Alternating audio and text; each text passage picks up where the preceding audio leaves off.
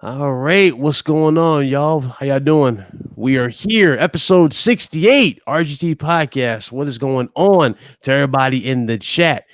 This is Big Cloud Gaming with the panel. Everybody else will be joining us momentarily. They're jumping in as we speak. So do us a huge favor, hit that like button and go ahead and share it out. And let's reach more gamers. And for the most part, let's have some fun here on this very awesome Friday night. How you guys doing? Everybody in the chat, what's going on? What up, To what the up, what up, what panel. up? What's up to the panel, though? What's up? What's up, Craig? What's up, Carlos? What's happening? What's happening? Good afternoon, ladies and gentlemen. How my people, my lovely multicultural people doing up in this chat? Well, let's ask you a simple question here. What are y'all playing before we get into this? What y'all playing? As of lately, I've been playing you on Tekken 7. Okay. Did a live stream the other day. I've been mostly focusing on trying to get my my driving skill up in GT Sport as always. And I'm almost done with Days Gone. I got about 3 or 4 more trophies left, and I'm gonna get the platinum for that game as well. So yeah, I've been a little bit busy with my gaming. All right. Mr. Craig cares. What you playing, brother? I've been streaming Mass Effect 3 on a hardcore on PC on the OBS. So trying to learn how to use that. I'm surprised you have not streamed Tomb Raider yet. Shadow of the Tomb Raider? I have. I actually did do that. I may do that later on tonight if I get home in time. But yeah, that and the PlayStation, Detroit Become Human. I got that one from the PS Store again. Just finished the Connor mission, first one, and moved on to the girl mission. So again, so but yeah, that and yeah, I may fire up GT Sport again. I don't know yet because they added more cars and more tracks, and allegedly they're going to add weather. I guess a couple more weeks. So, but yeah, and I paid off Control today. Man. I did that, and I'm circling around a Ryzen 2700X. It's got a cooler on it that well, it's 8 cores. It's 8 cores, and I don't know how many threads, and it's got a cooler on it that glows. So, but somebody get this man a partnership with Ryzen. Well, they dropped the price this morning. The CPUs all dropped in price at 7 a.m. Eastern time. All of them dropped. You can get the 2600 for like $139. So, which is a good CPU, and then the 2700, which I think can overclock at 4-point-something gigahertz. It went on sale for $250. Yeah, it's a beast CPU, bro. It's a beast CPU. What's up? Let me say what's up to the chat. What's up, Caleb Hunter? What's up, Kelly? What's up, Spartan God? How you doing, Eddie Brock? We got Free Flow, Players United. Dawn, how you doing? Joystick Guru, what's up? Blue Zone, what's going on?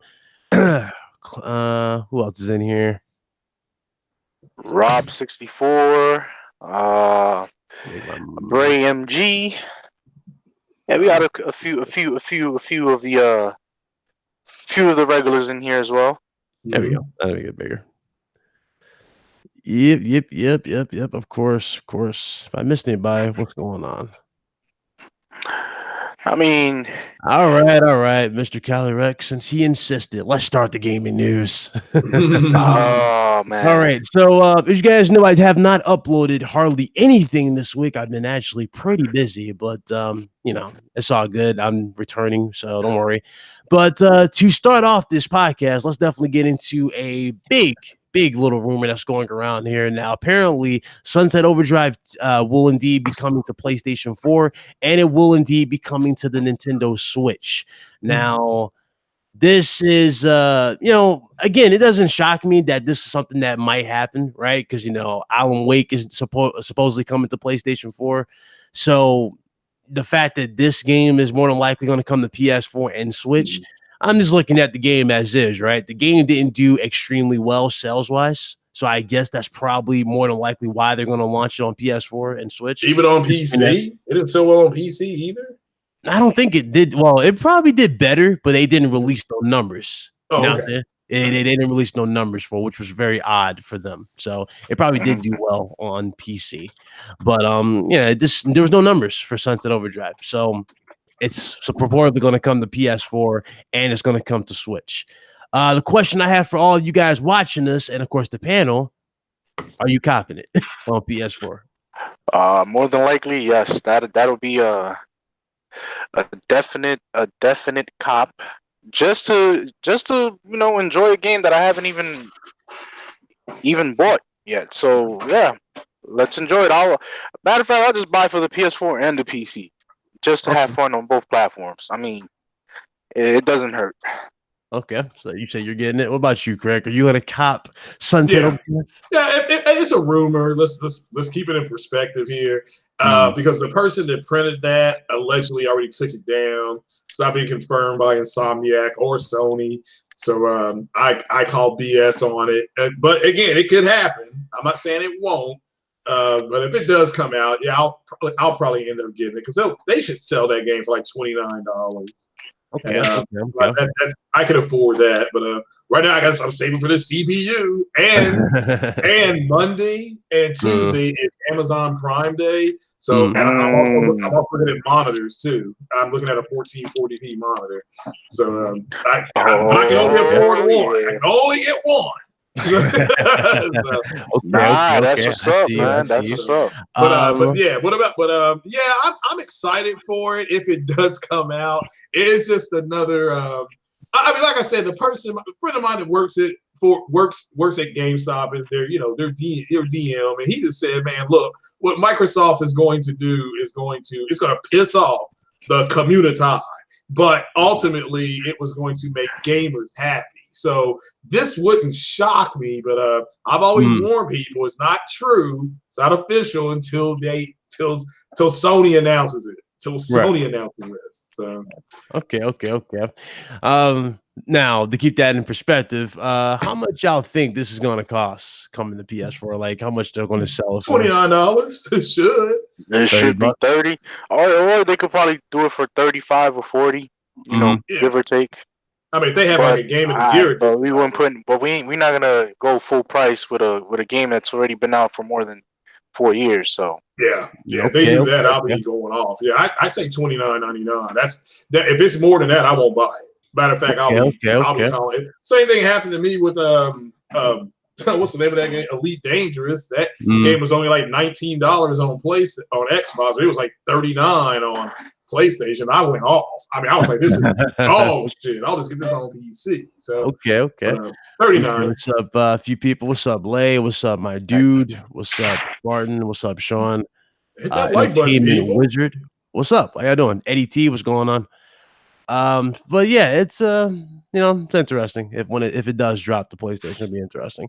Yeah. To move on from that, let's get into a game that I'm looking forward to, but at the same time, we still know little about, and that's the Avengers game. Now, you guys know we saw the trailer. We got a little bit of context to the characters. They did show snippets of gameplay. Unfortunately, this announcement right here kind of has me feeling a little weird towards the game right now. This is what they have to say. So according to this, Marvel Avengers gameplay reveal at San Diego Comic-Con won't be streamed online. Well, thank goodness for you that I know 4 people that are going, and I will get a first-hand 4D account. So I'll get 4 different opinions. But I find that weird though that they wouldn't want to stream the gameplay. It's not ready. The game's not ready yet. I mean, I just find that weird, I mean, like, come on, let's be real. Like, remember when Batman Arkham Knight wasn't completely ready? Y'all remember that first demo we got where it like crashed? It like looped. When it did the loop for the Scarecrow reveal, it was like and like it was frozen. Remember that? I do remember that. Yeah, that shit was funny. Yeah, so I find that a little weird that they couldn't show something online, but I mean, I don't know how I feel. I like it.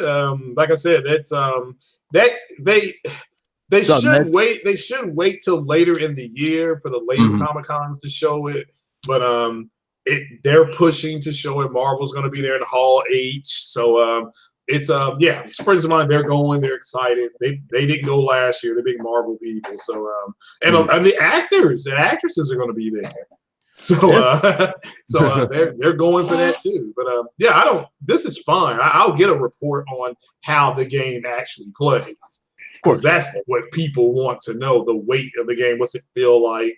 Do the characters, how does it play different? How do you play Iron Man versus playing as Banner and stuff Thor like that? And Captain America. And I heard people say that when you play as Captain America, it's very similar to Arkham, kind of like Batman. It's a little and it should be. Should be. So I heard things like that. So hopefully they, have it like that, they diversify like that and have more to it. Yeah, facts. So Facts. that's all.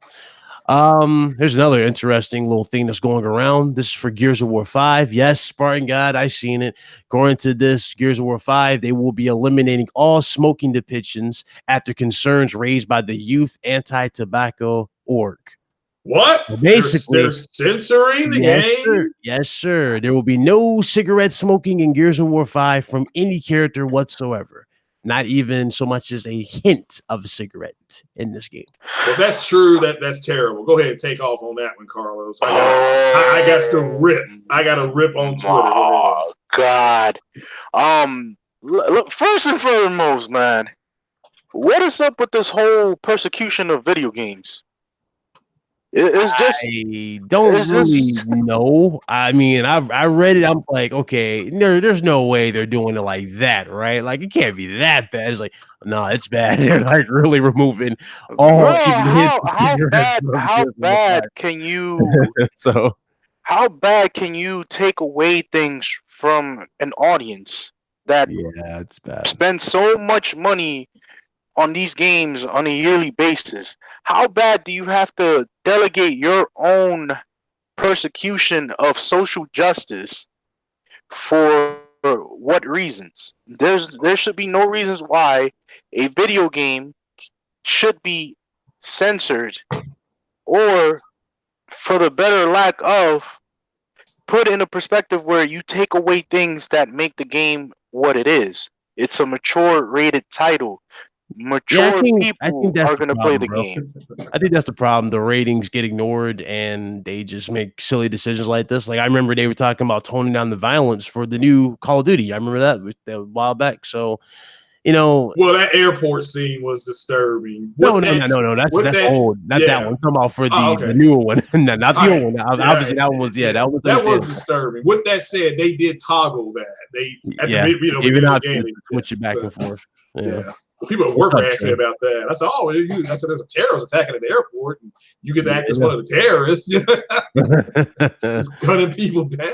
So. Real quick, if this is true that they're taking, first things first, when it comes to PC, somebody will MOD it, and so we'll get cigars in the PC version of the game. But the Xbox version, look, if this is true, and I mean, then I don't ever want to see these idiots online talking about Sony censoring boobs. You all are censoring cigarettes. So cigarette smoke. Cigarette smoke. Like somebody said, shout out to Alo Chloe Price, they lost their free smoke. Yeah, they lost its smoke. I got all the smoke. Sick humor took all the smoke too. I mean, all that smoke. So I don't know how I feel about it, to be honest with you. I was like, it's whatever. Well, that's part of the character, though, right? Did they have cutscenes? Yeah, it's part of the personality. They always throw a cigarette after they do a monologue or a battle. They take a victory cigar or something. Yeah, that's part of it. That's terrible. That's terrible. Brer was one of the characters that used a cigar as well to when he was being a mechanic. So that kind of like, yo, bro, like you're taking away something that makes a character them, you're eliminating something that has been a staple for eons and eons of characters, especially in video games. Mm-hmm. Snake was a big smoker. Everybody knows that. Everybody knows the long. I remember the long install for Metal Gear Solid 4. Like, you literally had to smoke for like 3 hours before the game. I do remember that. Yeah, that was in 1080p. I remember that one. PlayStation 3. I'm like, man, that looks You remember good. that? Like that long cutscene where he's literally smoking for like 3 hours, and he goes, after it's done, you're like, okay, what do I do now? You just press play. He goes, kept you waiting. It's like, well, remember that really? Remember the Hitman game? You kill people in the bar and they're drinking and smoking. I mean, what if that's true? If that's true, but let me caveat this. This really shows you that Microsoft is going to go third party because they're going to try because look, somebody else is dictating to them how to use their own shit, and that's only going to happen when you go to third party. I mean, because I can come to you and say, hey Ryan, you want to put this in my store? Great, but I don't want these pictures in this magazine. Put them in my store, still sell them, but you're going to have to edge down on these pictures. Yeah, so makes sense. It's kind of like the thing with I remember Captain Price. Like, I would not be surprised if we see an article later on, guys, where Captain Price from Call of Duty, they want them to remove the cigarettes from Captain Price. Remember, that's part of Captain Price's charm, is it not? Before a battle fight, he takes a cigarette. Takes a cigar, that's literally part of his charm. He does it every time. Even at the start of the mission, you'll see him have a cigarette in his mouth. He'll throw the cigarette, and then obviously hell breaks loose because y'all going to the war. So, all right, Soap, it's time to go. Yeah, every time. So you're right. You're right. He does have. You're right. That's a good point. Yeah, he does all that.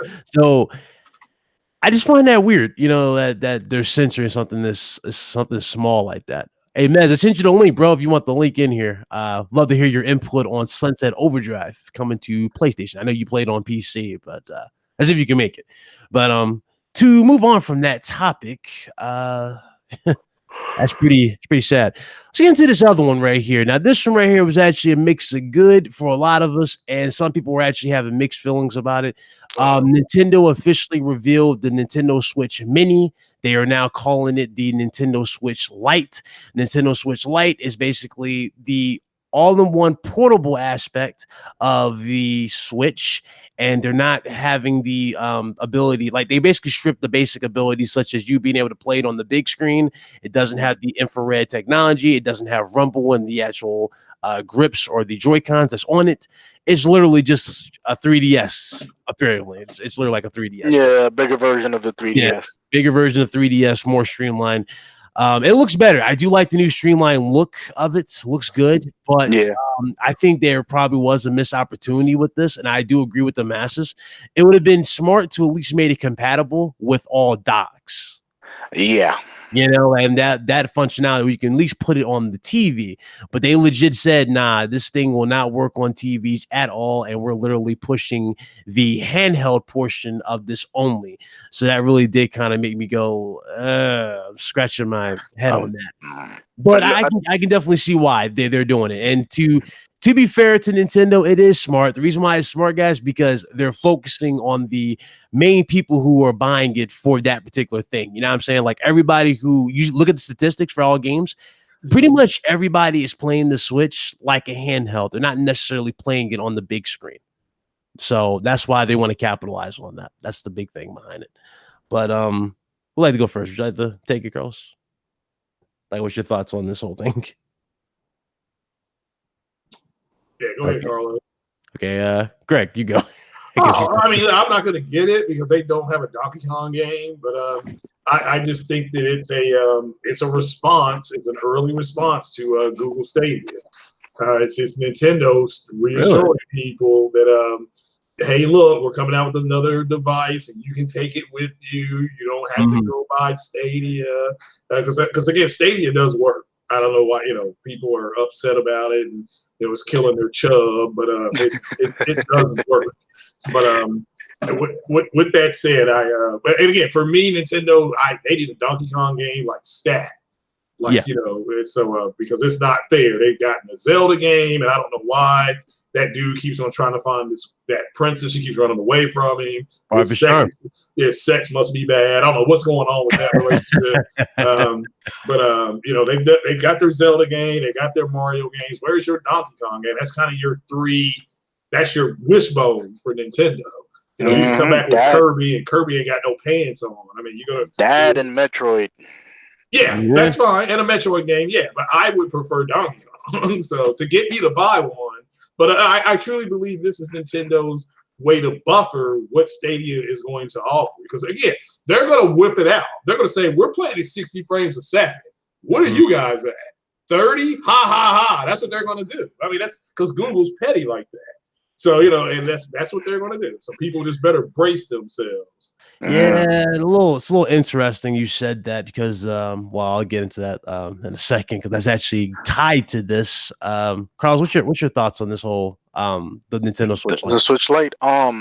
First, the pricing to me could have been what the Switch should have been from the start instead of just doing it this way now. Secondly, it's a great concept. There's no doubt in that. It's going to be more affordable for those who can't spend $300 on a Switch. It's very apparent. But I'm still in the same kind of mindset where you're gonna have the same expensive type titles, and you're still gonna have to spend the same amount of cash for those old titles once again. So, well, that's a given, bro. That's Nintendo. That's part of their whole deal. That's my only riff with it. But other than that, it is a good concept. It's gonna sell regardless. Because let's be real. There's not that many portable systems in the market. Now they have a true portable system, and then they have a hybrid system in conjunction in their ecosystem, and it makes it much more better for everyone to enjoy. Like, fellas, just support it. Enjoy gaming, and that's all to it, bro. What's interesting? The reports are still going around that there's going to be a pro version of this Switch Mini, where it's going to be beefier hardware, so it can run games a little higher. So I'm not sure if that's going to be happening anytime soon. Maybe next year they'll do it. I'm not sure. Like, there's no talks about it right now, but it's interesting. It's definitely interesting. At least we got the Mini. Oh, look, we got our brother Fox. How you doing, brother? Welcome. Yo. Humble apologies. Oh, you're fine, brother. You are fine. Let me run back some of these topics you missed. Sunset Overdrive coming to PS4 and Switch. Did you hear about that? It's a rumor. No, I haven't heard about that. Actually. Yeah, big rumor going around that Sunset Overdrive will indeed. When did that happen? PS4. It came out. Hold on, I got the article right here. It was posted on July 11th.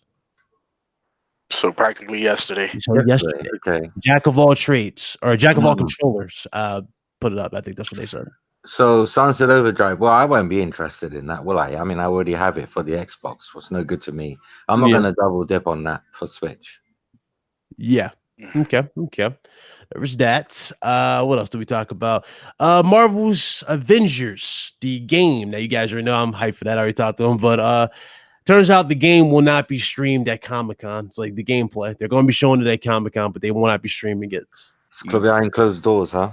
Yeah, it's going to literally be like hush hush type notice. They don't want to stream it, which is weird to me. Has a little fear for the game. More NDAs to sign, huh? Pretty much. So, what's your thoughts on that? Well, my thoughts. I wish someone invited me to that. Yeah, I mean, you've been busy. You've been a busy dude. I've seen. It's not exactly accessible. It's in another country. Yeah. Yeah, it's not like I can just go there. Yeah, I understand. This one right here might make you shocked, but according to this, Gears of War 5, they're censoring cigarettes. So basically, the game characters will not be having cigarettes of any kind. They're taking that over. Now, Gears of War, that's part of the I wish I could act surprised, but it doesn't surprise me. Yeah. That's kind of weird, isn't it? It's like they're in war. That's part of their gimmick. That's part of their character. They smoke before they go into battle. What's more dangerous for your health, though? I mean, smoking cigarettes over a number of decades, or getting a bullet straight to your head. I wonder which one's more dangerous. The world will never know, I guess. I have to think about that one. Everybody's gonna have the long discussion for it. And I think we're now here. So yeah, we're here now. Nintendo Switch Lite. Nintendo finally revealed it. The Switch Mini, the Switch Lite. Now, I already talked about the good things. It looks good. It's fine. I like the new, streamlined look. I do think that's a cool look for it. The only problem is, obviously, and the people who are complaining about it, is the fact that it's not compatible with Nintendo Switch docks at all. Well, that's and the good. fact that you can't connect it to that's the a good TV. thing. people are not looking at the big picture. Okay, Yeah. people want everything for as least amount of money as possible. Okay, that's the problem with people. If it was 150, people will still complain it's too expensive because it doesn't dock. Here's the thing: I am happy. Well, I won't say happy because it doesn't move me like that. But I was like, you're not trading your Switch. uncomfortable. I'm not uncomfortable in any way, shape, or form that the Switch Lite does not dock to the TV, because that way it cannot replace the Switch I already own. Imagine it did dock, Right, and it did have, you know, the The rumble, the HD same rumble. features. Yeah, well, let's say they moved the IR camera. Yeah, because that's got to be taking up a few bucks on the price, right? And let's say they got rid of some of the other things, you know, but they kept the essentials that make Switch what it is: the docking and the HD rumble, because those are the two standout features. Let's be honest. Everything else you can do on another console, right? The gyroscope. All right, okay. Why would anyone? They'd have to discontinue the original Switch, because why would anyone buy the older Switch if the new one is doing everything? Do you know what I mean? But Yeah. even people would still not even care about the Joy-Cons. They'd still buy the new Switch, and the old one would become redundant. So the old one needs to hold on to a few things that make it worth considering. Yeah. You know, and I'm saying this like it's not selling well. I mean, it's selling Ridiculously incredibly well. Yeah. So it doesn't need really to, you know, but now this is a poor man's Switch. Let's be honest. This is, imagine a penis and no balls. That's the light Switch. Yeah. Some bits are missing. There are a few bits missing. Yeah. Right. There's a few bits missing. It won't work for you everywhere on everything. But yeah, as far as you know, a portable goes, that's exactly what it is. It's a portable. It's not meant to be seen as a I don't think Nintendo want you to see the Switch Lite as a console. They want you to see it purely. Yeah, it's basically their 3DS successor. No matter what they say about not replacing 3DS, they're only saying that because they don't want the sales of the 3DS to suddenly come to a halt.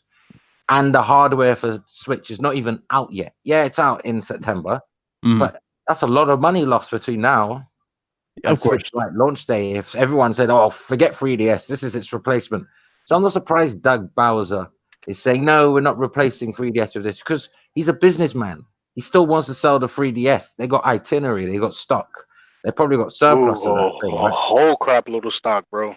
Right. So why would they say, "Oh, by the way, this is going to replace the 3DS"? Suddenly, anyone considering buying a portable would say, "Well, they're not supporting that anymore, so forget it." I mean, we know that it's not being supported because we are hardcore. But casuals in their little world of casual gaming, once every 2 weeks of gaming for half an hour, 3DS is going to be supported for a long time in their brain. They probably think PS2 still gets games. They're super casual. Do you know what I mean? Yep. Good point. Good point. You know, I just looked at it because, you know, there were still reports going around for a Switch Pro, which is going to be a beefier one. So I'm guessing that will be the one that discontinues the primary Switch that we have. So I'm guessing that's going to be it. Probably the same streamline what we got here. But yeah, I can definitely see that. The original Switch that you have, that you purchased today or on launch day, that is the de facto Switch. Even though the Switch Lite is more efficient, it is not more powerful. It's just more efficient. That's why they're giving you an extra half an hour on the battery. They've made it efficient in order to do that, because it's been optimized, as Nintendo says, for portable play. But hold on a minute. I thought the original Switch was optimized for portable play, because isn't it portable too? Right? You would have thought that you already had something that was optimized for portable play and could dock. So that whole rhetoric, that's a car salesman talk. That doesn't fall on my ears. I'm deaf when it comes to that talk, because that's salesman talk. Both systems have been optimized for portable. That's why they have clock down, clock up mode. The only one that doesn't now have it is the portable only one. Yeah. So I don't even think that you can clock that. I don't even think hackers, if they can get into it, I don't even think they'll be able to overclock that one. I think Nintendo's already optimized it that it does it automatically. as a portable system. Do you get what I'm saying? Because this is not like you can dock it and overclock it and not worry about heat and the mains power supply. This is a purely portable system, and I hope they fix the Joy-Con. The left Joy-Con that drifts. Yeah, I hope it's fixed, because you can't take that Joy-Con off this new Switch Lite and say, I want this repaired or exchanged. You're gonna have to send that whole sucker in. Yeah. Oh man, that's gonna suck. That's a lot of things gonna happen with that, because if kids, they drop it, you're gonna have to have that warranty. All that's Fisher Price proof, man. Have you seen that thing? That's gonna bounce like a ball. Trust me. They built that for Fisher Price generation. That's I don't know about all surfaces. That depends if they take it outside. Even the screen is being concaved. You can see that there are edges around the screen. So if it was to fall flat on its face, even though the sticks are there to protect it anyway, if it was to fall, of course. You can see they designed it so the screen does not, it doesn't stick out. It's not flush. It's actually indented. It goes in, just tiny, like a millimeter in or something. So, my question for you: I know you play your Switch primarily. You say you play it mostly portable. So would this be something? You don't play primarily? I'd say 50-50. Oh, you're 50-50. No, okay, never mind. I'm about to say, if you play yours portable, would you consider? I wouldn't be interested in a portable console. I'm not into portable gaming. I only like the Switch because it does both. Right. I like this. If it was just portable, I probably wouldn't care much for Switch. I like the Switch because it can plug into the TV. That's why I like it. If the Switch launched as just a portable system, I would have still have accepted it as the gift that it was. But I don't think I would be all over it like I am now. I mean, you should see the way I support this thing. If you look at my game collection, I've got literally everything worth playing, in my opinion. Yeah. And that's not like I'm spoiled or made of money. It's just over the 2+ years I've had it, I've invested in it because I felt like I didn't pay for it. The least I can do is buy some bloody games. You know what I mean? Yeah, of course.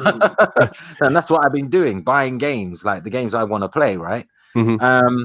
But yeah, I wouldn't be interested in an all portable system. It has to be able to interact with a console or a TV. Do you know what I mean? Because that's why I wouldn't mind if a PlayStation, not PS5, but a PlayStation one day launched and it was like a dockable situation. I wouldn't mind that. But if it was only portable, I mean, I didn't pick up a Vita, never picked up a 3DS. I didn't care about those things because I'm very sometime-ish. You see, I'm very sometimes. There's only sometimes I want to have play in bed because I can think of lots of other things to do in my bed besides sleeping and playing video games. But on those lonely nights, oh God, the lonely nights when I'm thinking about North Korea and Kim Jong-un, I take out my Switch and talk to Rocket Man. Oh God. Oh man. Hold on, you crazy? Sorry, no, Rocket League, not Rocket Man. My bad. Rocket Man, I say you made it look all bad. even though we could play some Rocketeer on Sega Genesis, True. Jesus, I'm just not into purely portable. Yeah, I'm just not into it. I never have been. I'm old school, man. I'm traditional in front of a nice big panel where I can fully adjust everything game by game. And then, if I want to go to bed and I feel like lying down, hey, it's a good idea that I can play the Switch. But I wouldn't want it one way. Right. I like it both ways. Oh my God. I knew that shit was coming. Yeah, pause, sir. To move on from that. Straight, right? It's a good thing I'm straight because there'll be a lot of rumors on the internet. Like to be fair though, again, they were quick when they announced this because it's coming out supposedly going to be launched around that Pokemon game or something like that. So it's on the same day, which is a very clever, smart move. This is definitely the best, smartest move Nintendo have made since the Wii. I'll tell you why, because making it $199, right? It literally is and this is no disrespect. This doesn't mean people don't have money. This is a catchphrase, a widely known and used catchphrase. I'm not even coining it. You know what I'm saying? I'm just regurgitating. It's a poor man's Switch. Poor man's Switch. like that type of individual that looks on the internet every so often, dreaming one day when it might become within their price range. Not that they can't afford it, but what they're willing to pay. Yeah, because you might have the money, you're just not willing to lay down what they're asking, right?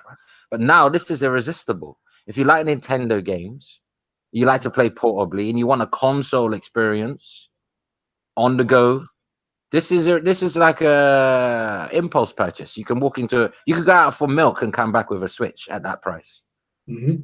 Seriously, you can go out for milk and end up forget the milk, you end up coming back with just a Switch, and you have to go back out for the milk again. It's one of those purchases. Wow. Okay. All right. But I'm not dissing anyone though. When I say poor man Switch, please, I'm not saying people are broke. I'm saying some people are not willing to pay what other people are willing to pay. Yeah, which is true, because I can attest to it. My son has been asking me to buy him the Switch, but then also I have two daughters who also would like to have a Switch. That's $300 a pop, and then some with whatever accessories I will have to pay for and the games. And it's like, am I really gonna pay close to what I could build a PC for 3 Switches? Why not? Isn't she worth it? Don't you love your child? You wicked man. You evil man. I love him, but I'm calling CPS on your ass. Judge Judy gonna hear about this. Oh God! But the bills come first before the children. That is a bill. Think of it as a bill. The day you have kids, it's endless bills. Bills. Destiny's Child. Can you pay those bills, nigga? No, I think it's just with this pricing right now, it's actually more affordable to people like me who really can't, No, I'm kidding. could afford one, but you also have children and you want them to all equally play with each other. And that's a great thing that they're doing this. I'm actually going to try to order 3 of them for my children. I bought my daughter the Switch, the blue and red Joy-Con one, not long ago. Oh wow! I spent like nearly 500, because obviously she needed games, and stuff. So this would have been great. Like, had I known this slim one would, this not slim. Listen to me, slim. I'm stuck in PlayStation land. Slim. This light one, this poor man Switch. Had I known this poor man Switch, this Fisher Price Switch was coming out, it would have been perfect for her. Because to be honest, I don't think she really gets a chance. She'd get a chance to play it on the TV anyway. Because her mother's consumed with Love Island or whatever that crappy show is, and whatever that these stupid like Bachelor. They call them reality TV, but it's not real at all. It's far like from Bachelor and shit like that. Yeah. Exactly. She's watched all that junk TV, like brain rotting TV. And my kid ain't gonna get a chance really. And when she does watch her TV, it's specifically kiddie shows. Right. You know what I mean? Like on a Saturday morning or something. Of course. So she's probably more portable than anything. So it would have been nice, but hey, too bad, huh? It's like someone who picks up a PS4 today and starts crying tomorrow when they find out PS5 is on the production line. Yeah. Good point.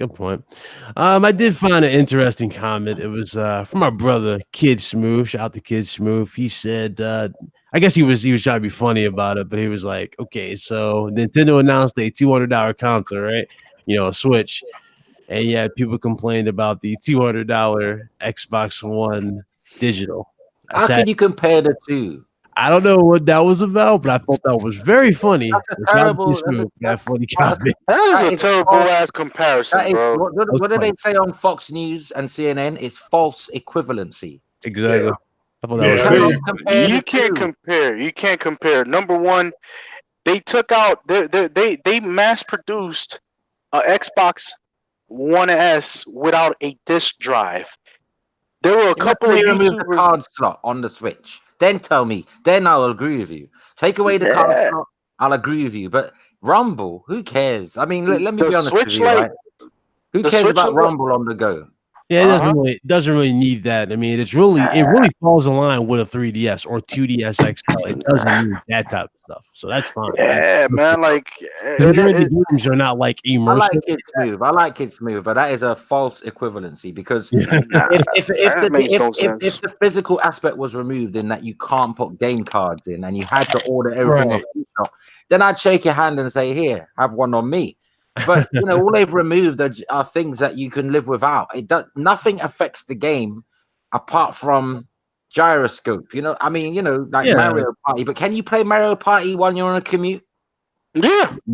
Can you dance up and down on the tube or on the bus or whatever you're on? Bro, you could play Mario Odyssey on that handheld. You can play Zelda Breath of the Wild. But Mario Party is a physical game.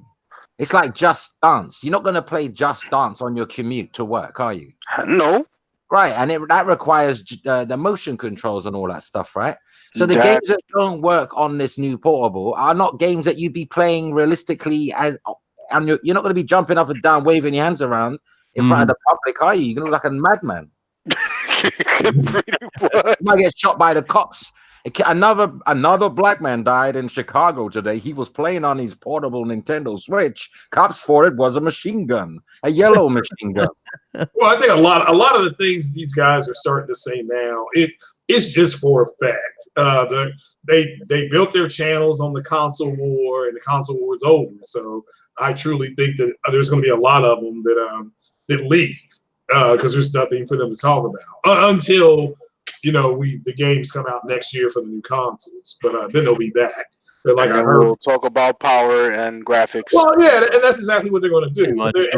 They built their channels on the BS and the fuckery and stuff like now. The cream's got to rise to the top. You actually have to go out here and provide information, accurate information, and they don't know how to do it. But I truly still believe that some people just put things out for effect, just to see if they can get a rise and they can laugh at it, while they're driving to work or sitting at their office or something like that. But to me, you can say what you like about the Switch and compare it to any Xbox you like, but I've gotten more fun out of my Nintendo Switch than I've gotten out of the entire generation of Xbox One.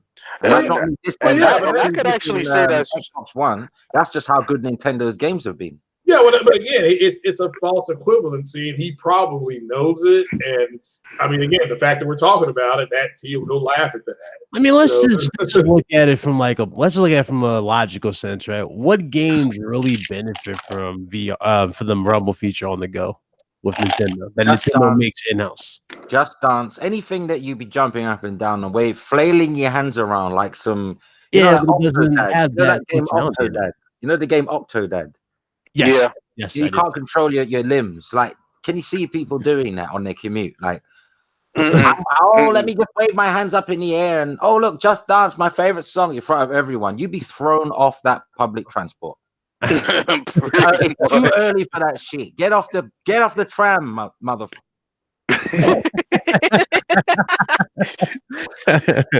All right, let me move on to this other one. I had to censor myself there.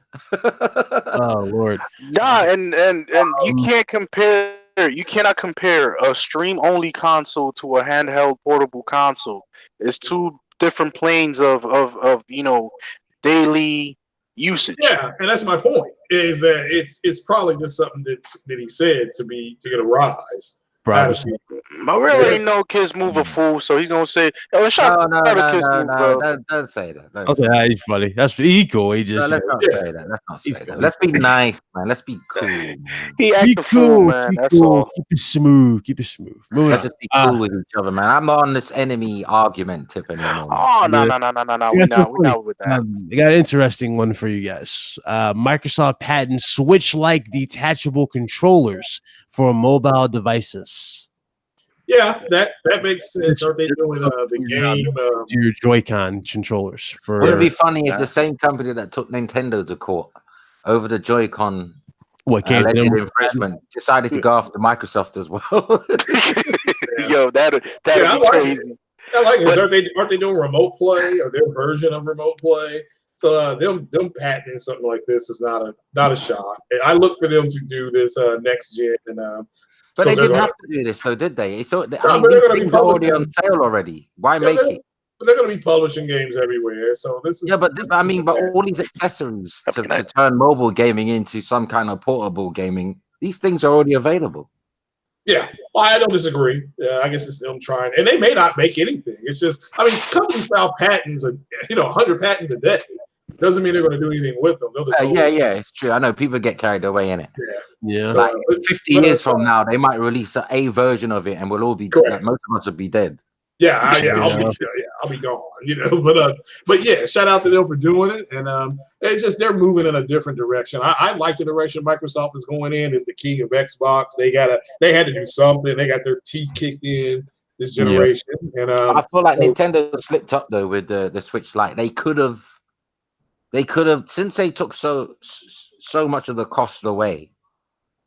What they could have done, I'll tell you what they could have done. They could have at least up the screen to 1080p. That is basic these days. Come on, they don't even make cell phones. I haven't seen a cell phone in the store with 720p screens anymore.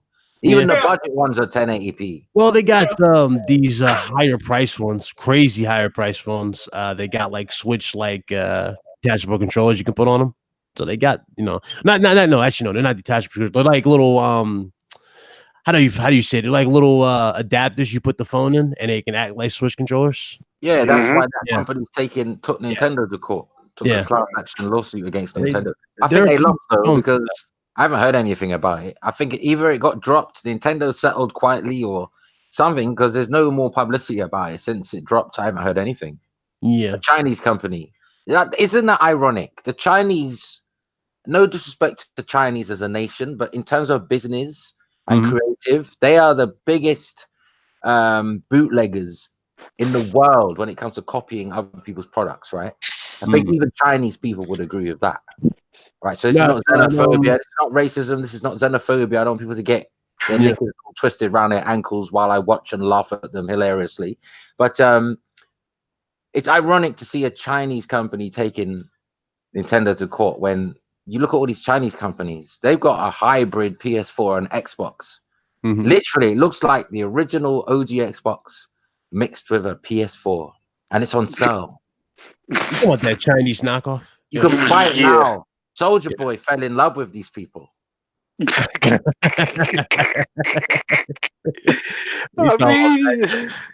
that far, but I'm like, I know exactly what he's talking about because I know it's literally a PS4 with the grill top that the OG Xbox. It's weird, and the controller is a mixture of the DualShock and the Xbox One controller. You got this company taking, Nintendo who patents their stuff. You don't even get granted a patent if one already exists. That is identical. So I don't know how these lawsuits come about, because if you are granted the patent, surely that's saying that you're granted it because there is no other product holding that patent. Well, no, again, it depends on your state, but usually the U.S. Patent Office is you can make your product like either 28 to 31% like something else.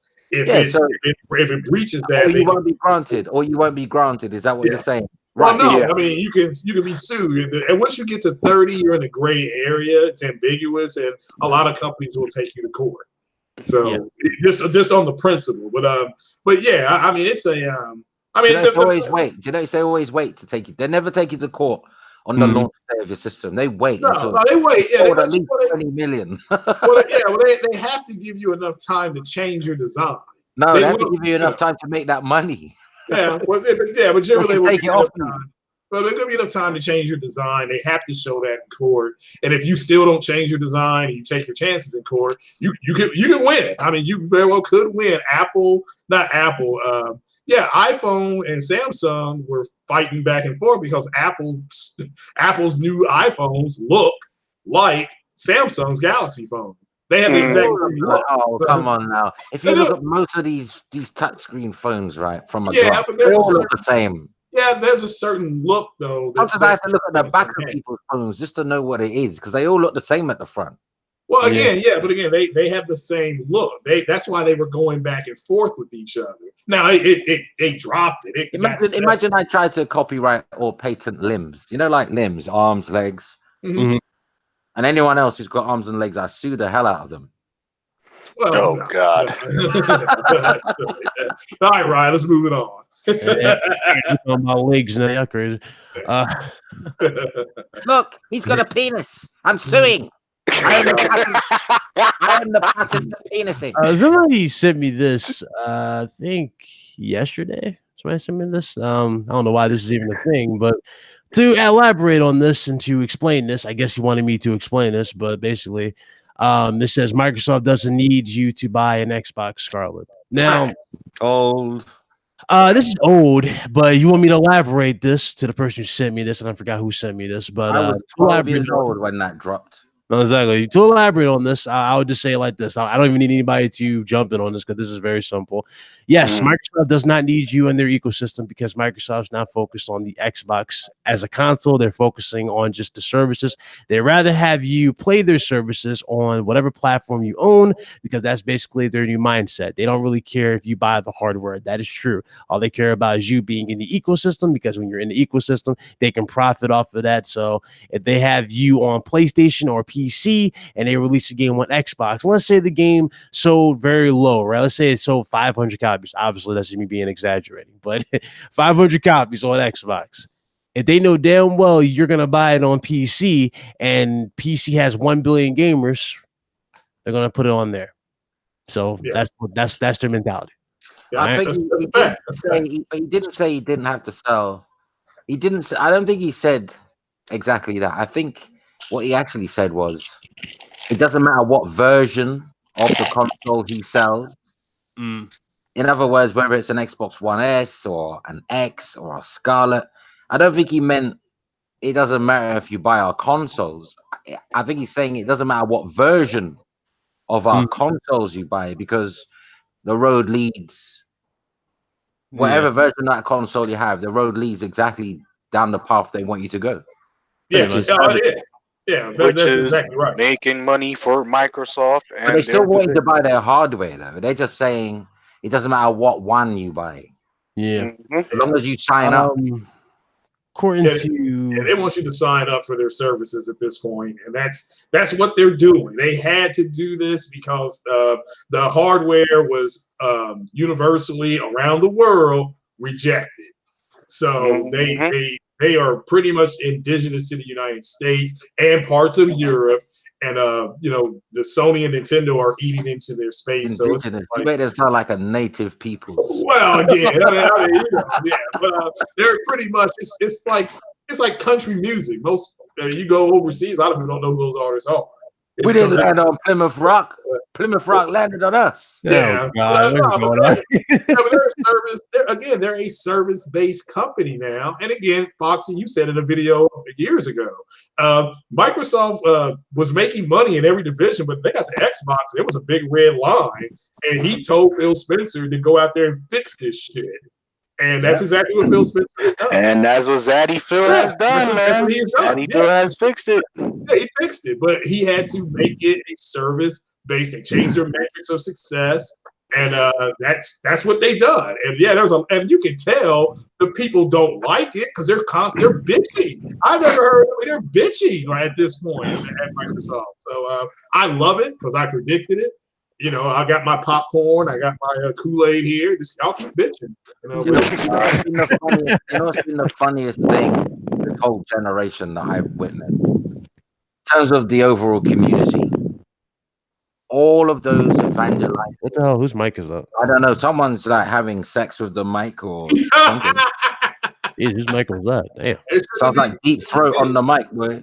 All right, go on now. Go ahead. So what you saying? Yeah. Oh, I lost my way. What's the last thing I said? I done lost it too. I don't fuck it. You see, screwed it up. Let's move on. Tojo's asking me about Call of Duty. No, I'm upset with that. I had a very good point and it's gone. I'm really upset about that. I'm so upset. That deep throat put me off.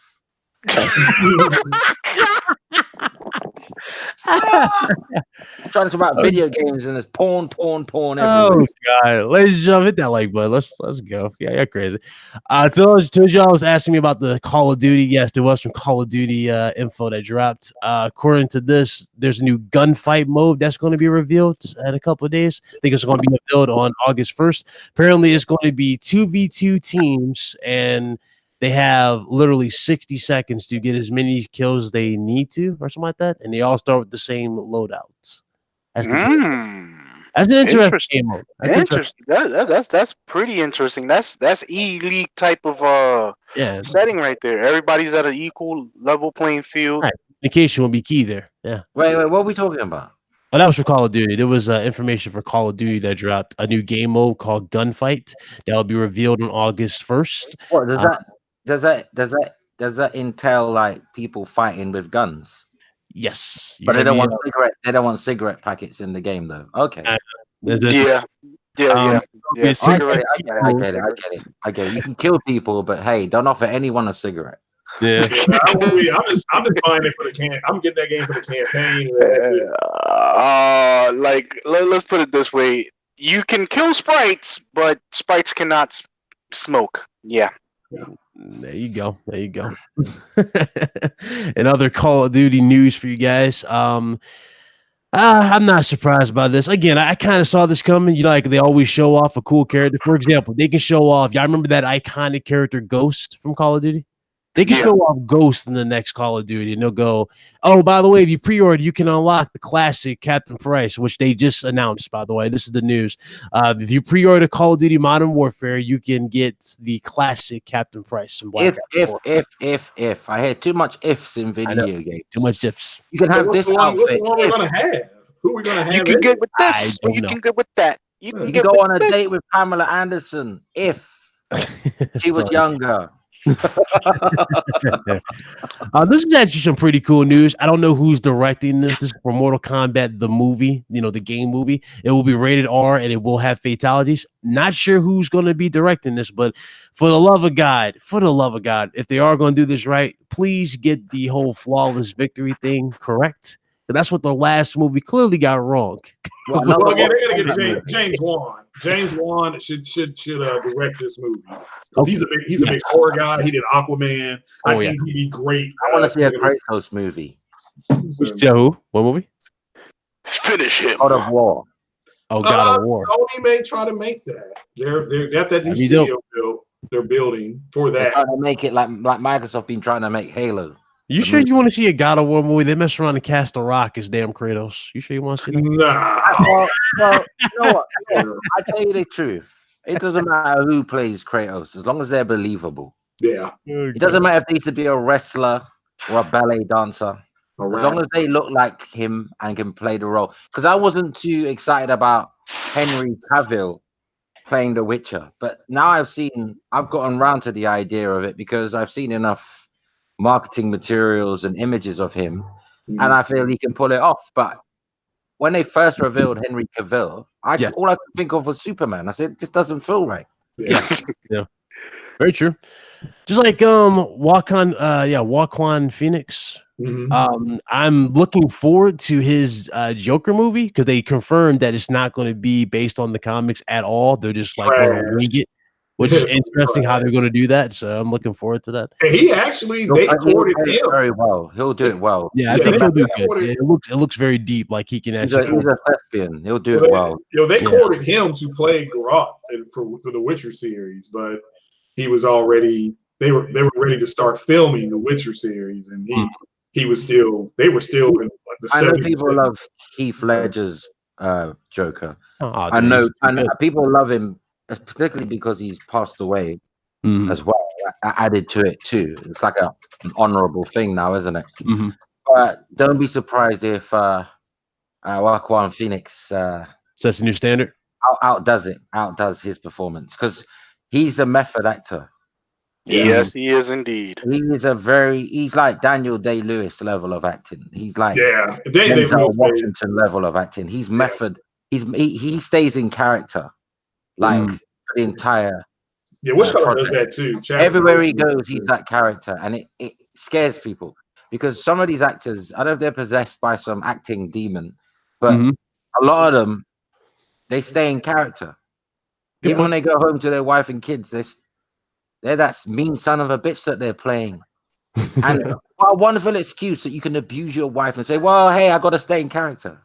Yeah, I'm staying in character. I didn't mean to throw that at you. I'm sorry I got to cheat on you and slap you about and, but I'm staying in character. But yeah, I certainly hope it does well. I don't see that Joker movie doing well, but I hope it does. And yeah, he was courted to play The Witcher. And shout out to Alo Chloe Price in the chat. Right, The Witcher TV show is going to heavily rely on the books, not the video game. Good. That's smart.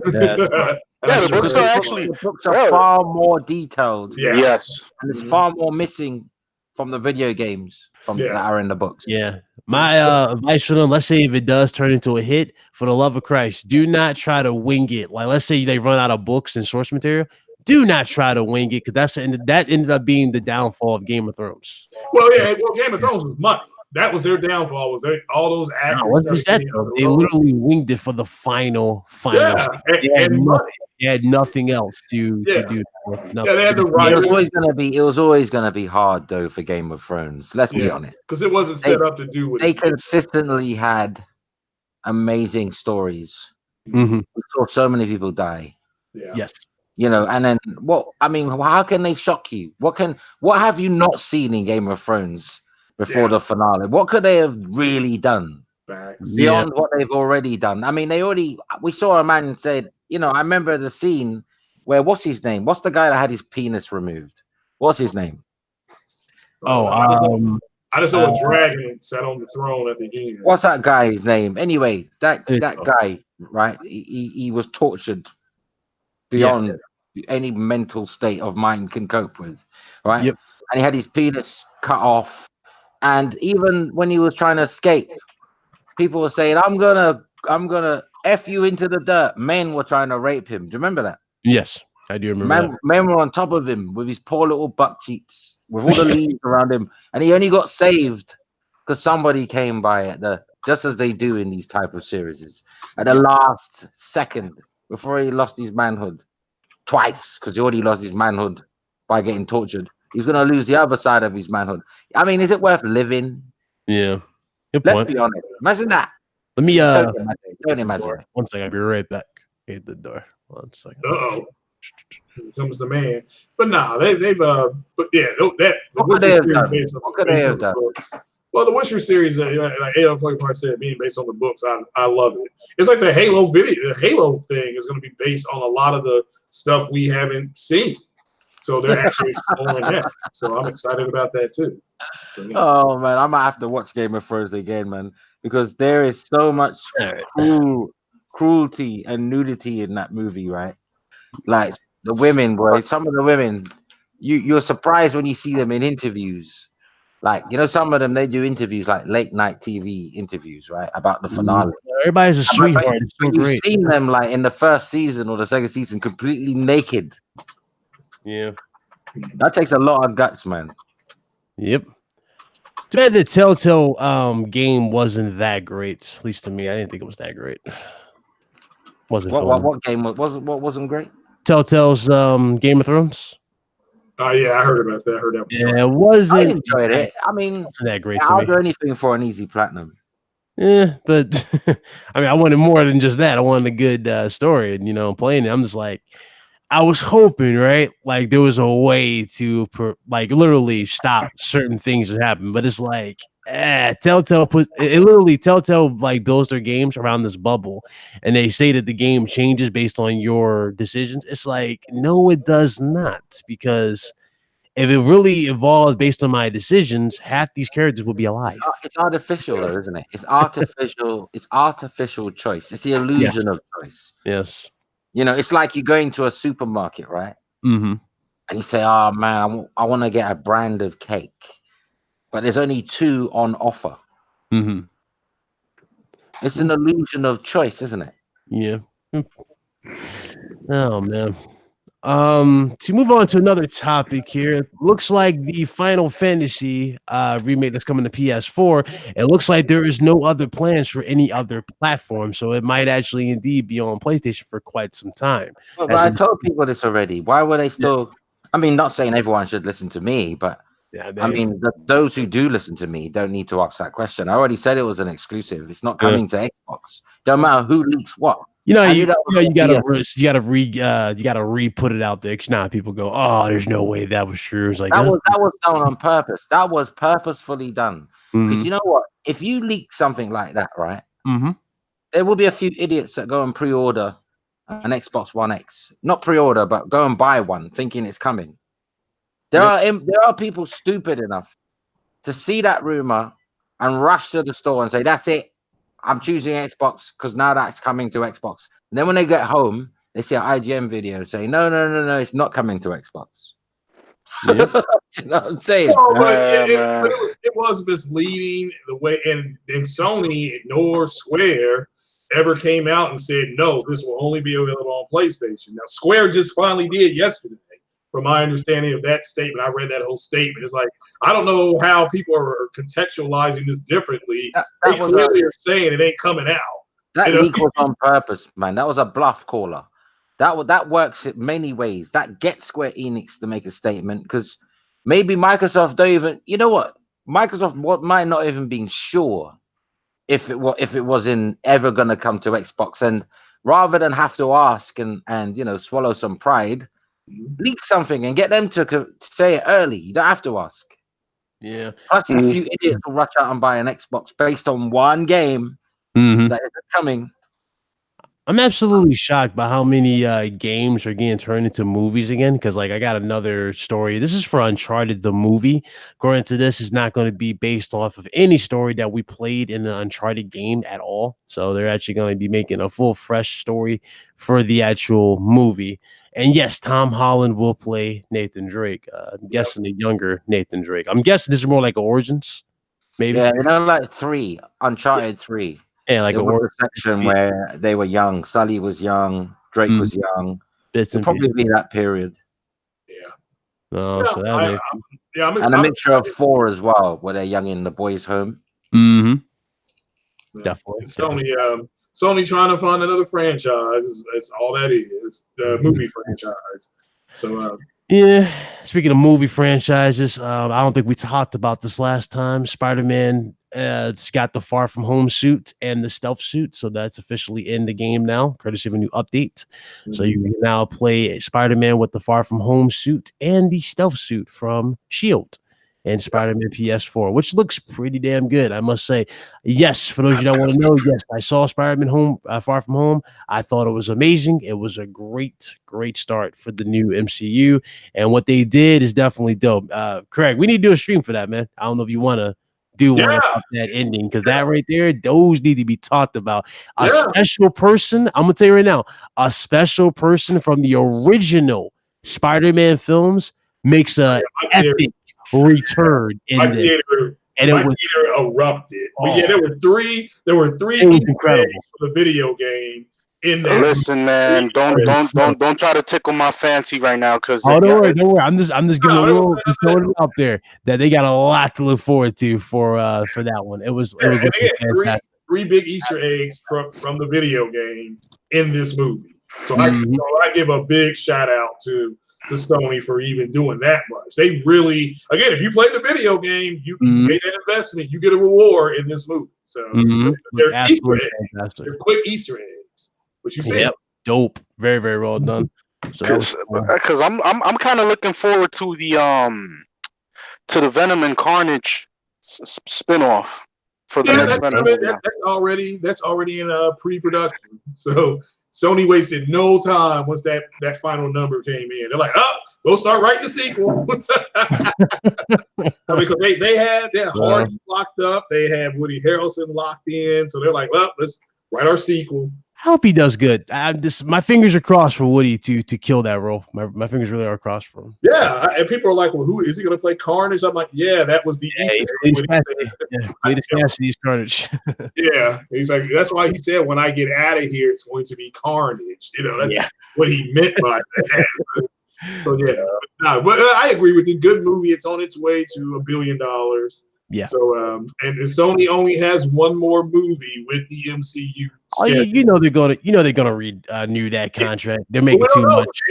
Amy Pascal left. She's out. Oh, this she? Oh, damn. Universal. So Sony's dumb if they pull him. I'll just put it like that. Sony would be a dumbass if they pull him.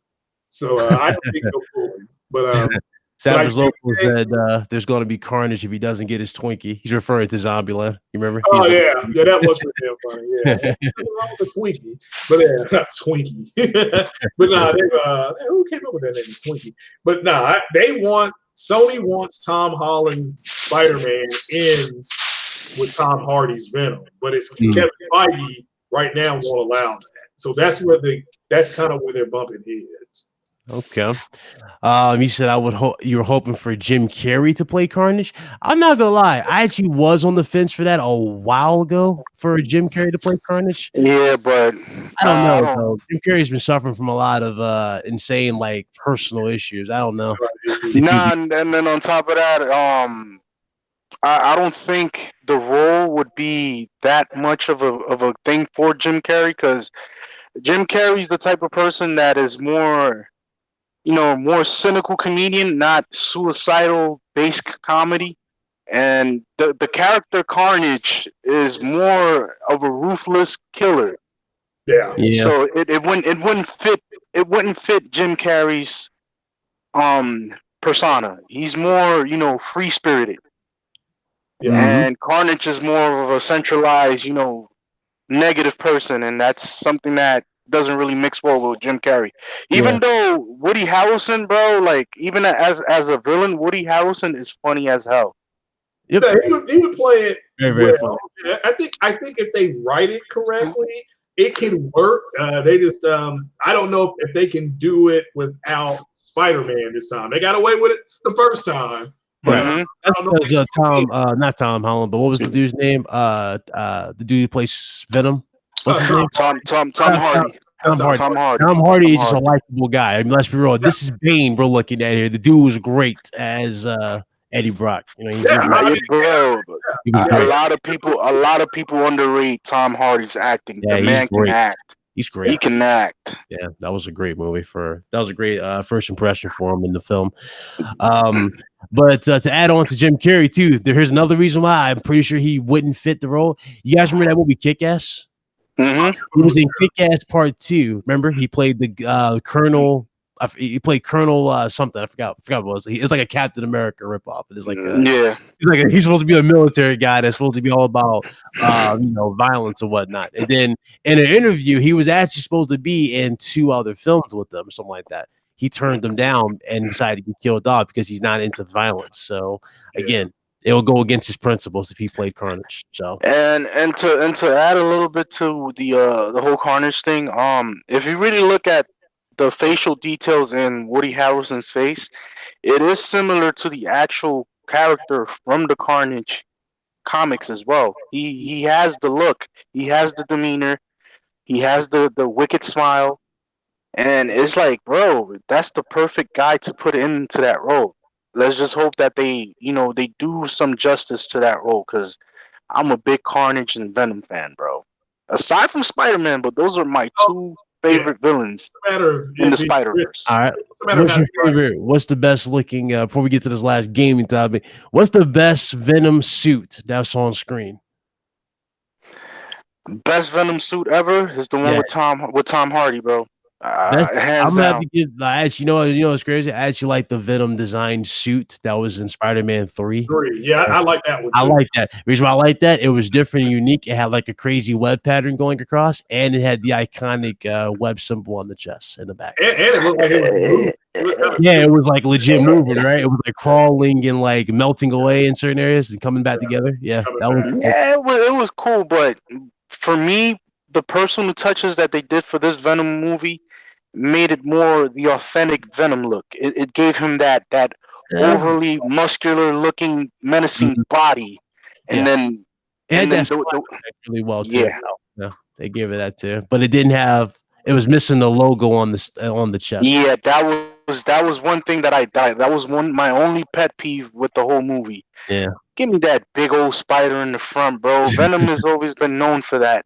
Yeah, that iconic spider, but they didn't miss that with the original trilogy. No, they didn't. That suit was unique, but I just didn't like the character that played Venom. Yeah, for they that about the character. No, I don't care about the character. We're just talking about that suit. That suit was dope. That suit And was claws and everything. He had everything with that suit. Yeah, So, I didn't like anything. That suit movie was and trash. Don't feel we're just talking about the design. Whoever made that design for that Venom suit was clearly talented and knew what they were doing.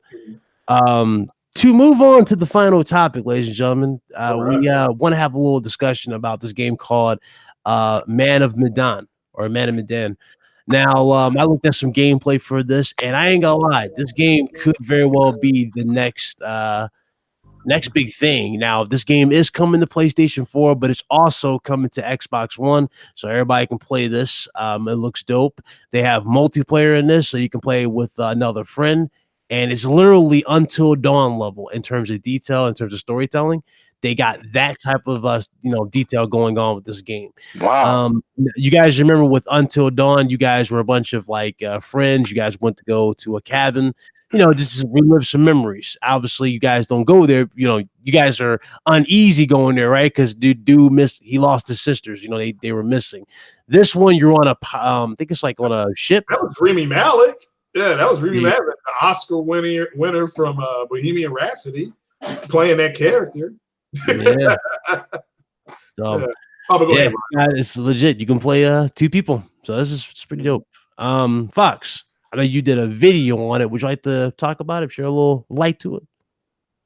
Yeah. Well, for those who didn't see the video, rather, Bandai Namco invited me onto a ship to sample the game for 2 hours with some journalists and other press people and stuff. And I played it for a couple of hours. It's very much like Until Dawn. It also reminds me of a bit like Detroit Become Human as well. Not the story, just the way the cinematography, just the way you play. Okay. And the fixed camera angles and the highly cinematic stylization of the game. I tell you one thing though, the captain of the game, which she's a woman, gorgeous. Oh, it's beautiful. It's like I know it's a video game character, but her likeness is modeled on the actress, so they look identical. Okay. We're at a level in graphics now where it looks like the actress, right? The character model, and the actress who plays her is gorgeous, beautiful. She's really, really pretty. They showed stills of the actors who played the characters. They showed a lot of gameplay that I couldn't put even in the video because I signed an NDA and we're under embargo until 3:00 on Thursday. But I've played stuff that none of us are allowed to put it up. IGN, none of them. It doesn't matter how big or small the channel is. There's just things that they won't let you put up. That's why you saw a lot of nighttime scenes. Yeah. But there's a lot of daytime scenes. Again, I'm not going to give away too much, but the game it's not really all nighttime. It takes place like in the daytime as well. Like different sequences for different scenes, right? Right, and I tell you what, I don't remember Tales from the Crypt. Anyone remember that? Yeah, I remember that. Somebody would talk about it before it played out. Like Twilight Zone, or there'd be somebody talking first, or even Hitchcock. Hitchcock Presents. Remember that series? Oh yeah, just like a narration of what's going on. A narrator at the beginning, right? So this game is an anthology. They're individually full games. They're not like episodic. It's not an episodic game, as in there's no conclusion to each story. There's a conclusion. Just like Until Dawn, but it's an anthology where the only characters that will return will be the character that narrates at the very beginning of the game. Oh wow, that's a nice plot, man. I like that. That looks very interesting. That kind of reminds me of Until Dawn. Yeah, I remember the psychiatrist. Yeah. Imagine the psychiatrist of Until Dawn was introducing Yes. The game the story that you're about to play, giving you just the premise, right? Imagine the same character being done for the anthology of the games, right? Wow. But they're not episodic though. Some people think, I'm gonna have to wait for this to come out to see a conclusion. No, they are individual stories about totally different characters in different scenarios. This one happens to be on a ship, like a ghost ship. Right. Cool. It's a very supernatural game. I'm trying to be careful what I can say here. Right. Of course. I've been prepped in emails and in person. I was getting one thing I can say though. I guess I can say this. There are different eras. Do you understand what I mean by that? Okay. Now, does it have ray tracing? Oh God. Well, I played it on PlayStation 4s, whether it was a Pro or the standard one, I'm not sure. They were definitely PlayStations because I saw the UI and everything. Like you know. But did you enjoy it? So you enjoyed it then? Oh yeah, great. I'm day one. I'm day one on that. No, I loved Until Dawn. I'm a big fan of Supermassive Games as a developer. They came out of nowhere for me. I never heard of them before Until Dawn. Honestly, I hadn't heard of them. And they probably did make games before then, but that was the game that brought them to my attention, Until Dawn. So there's a good question for everybody in the chat and obviously the panel. If you had a choice between Supermassive's type of storytelling games and Quantic Dreams versions, which side would you pick? Would you pick Quantic Dreams, Heavy Rain, and Detroit, or would you pick Supermassive's Until Dawn and Man of Medan type game? Honestly, they're so alike. It's like picking this. It's like asking someone if they want a potato or a potato.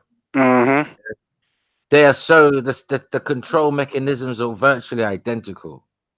Like they're both. I'm sure. I think they shine in different aspects, though. Like, for example, you have to give Quantic Dreams.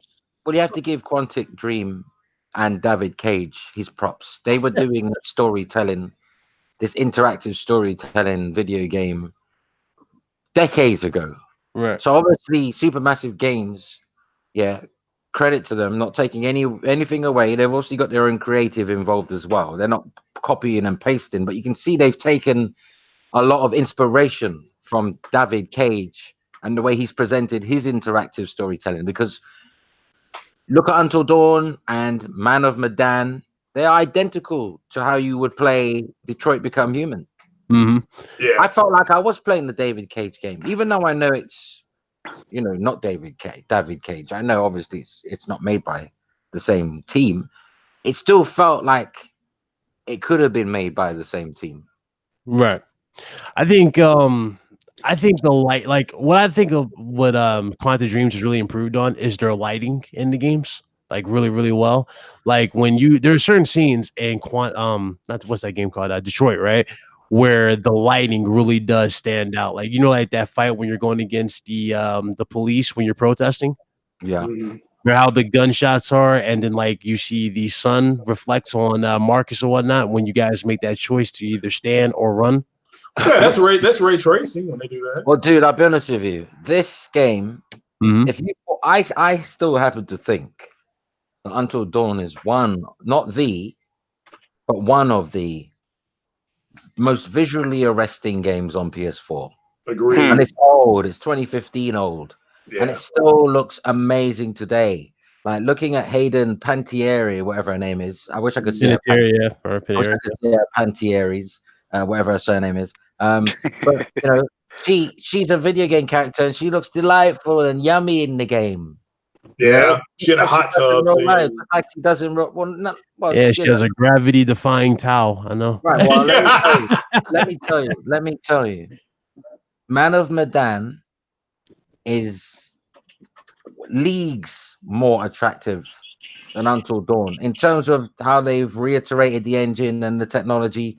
Like literally, I was sat in front of a 65-inch 4K screen, and I was sat like just blown away, meters away from the screen. So I felt like I was in front of a cinema. Well, how was the ray tracing on it? And here's the thing: when the camera, like zoomed in on their faces. Mm. Wow, you can see even the imperfections in the skin. Like I could see, I was thinking to myself while I was looking, I goes, wow, the actors actually let themselves be that vulnerable that they had the scans, even little tiny blemishes and things that you probably wouldn't want to be replicated. Do you know what I mean? Like you can see it in the skin. Like it's amazing. Like the techno, it's like I was looking at in a way, it looked next gen. The game looks next gen.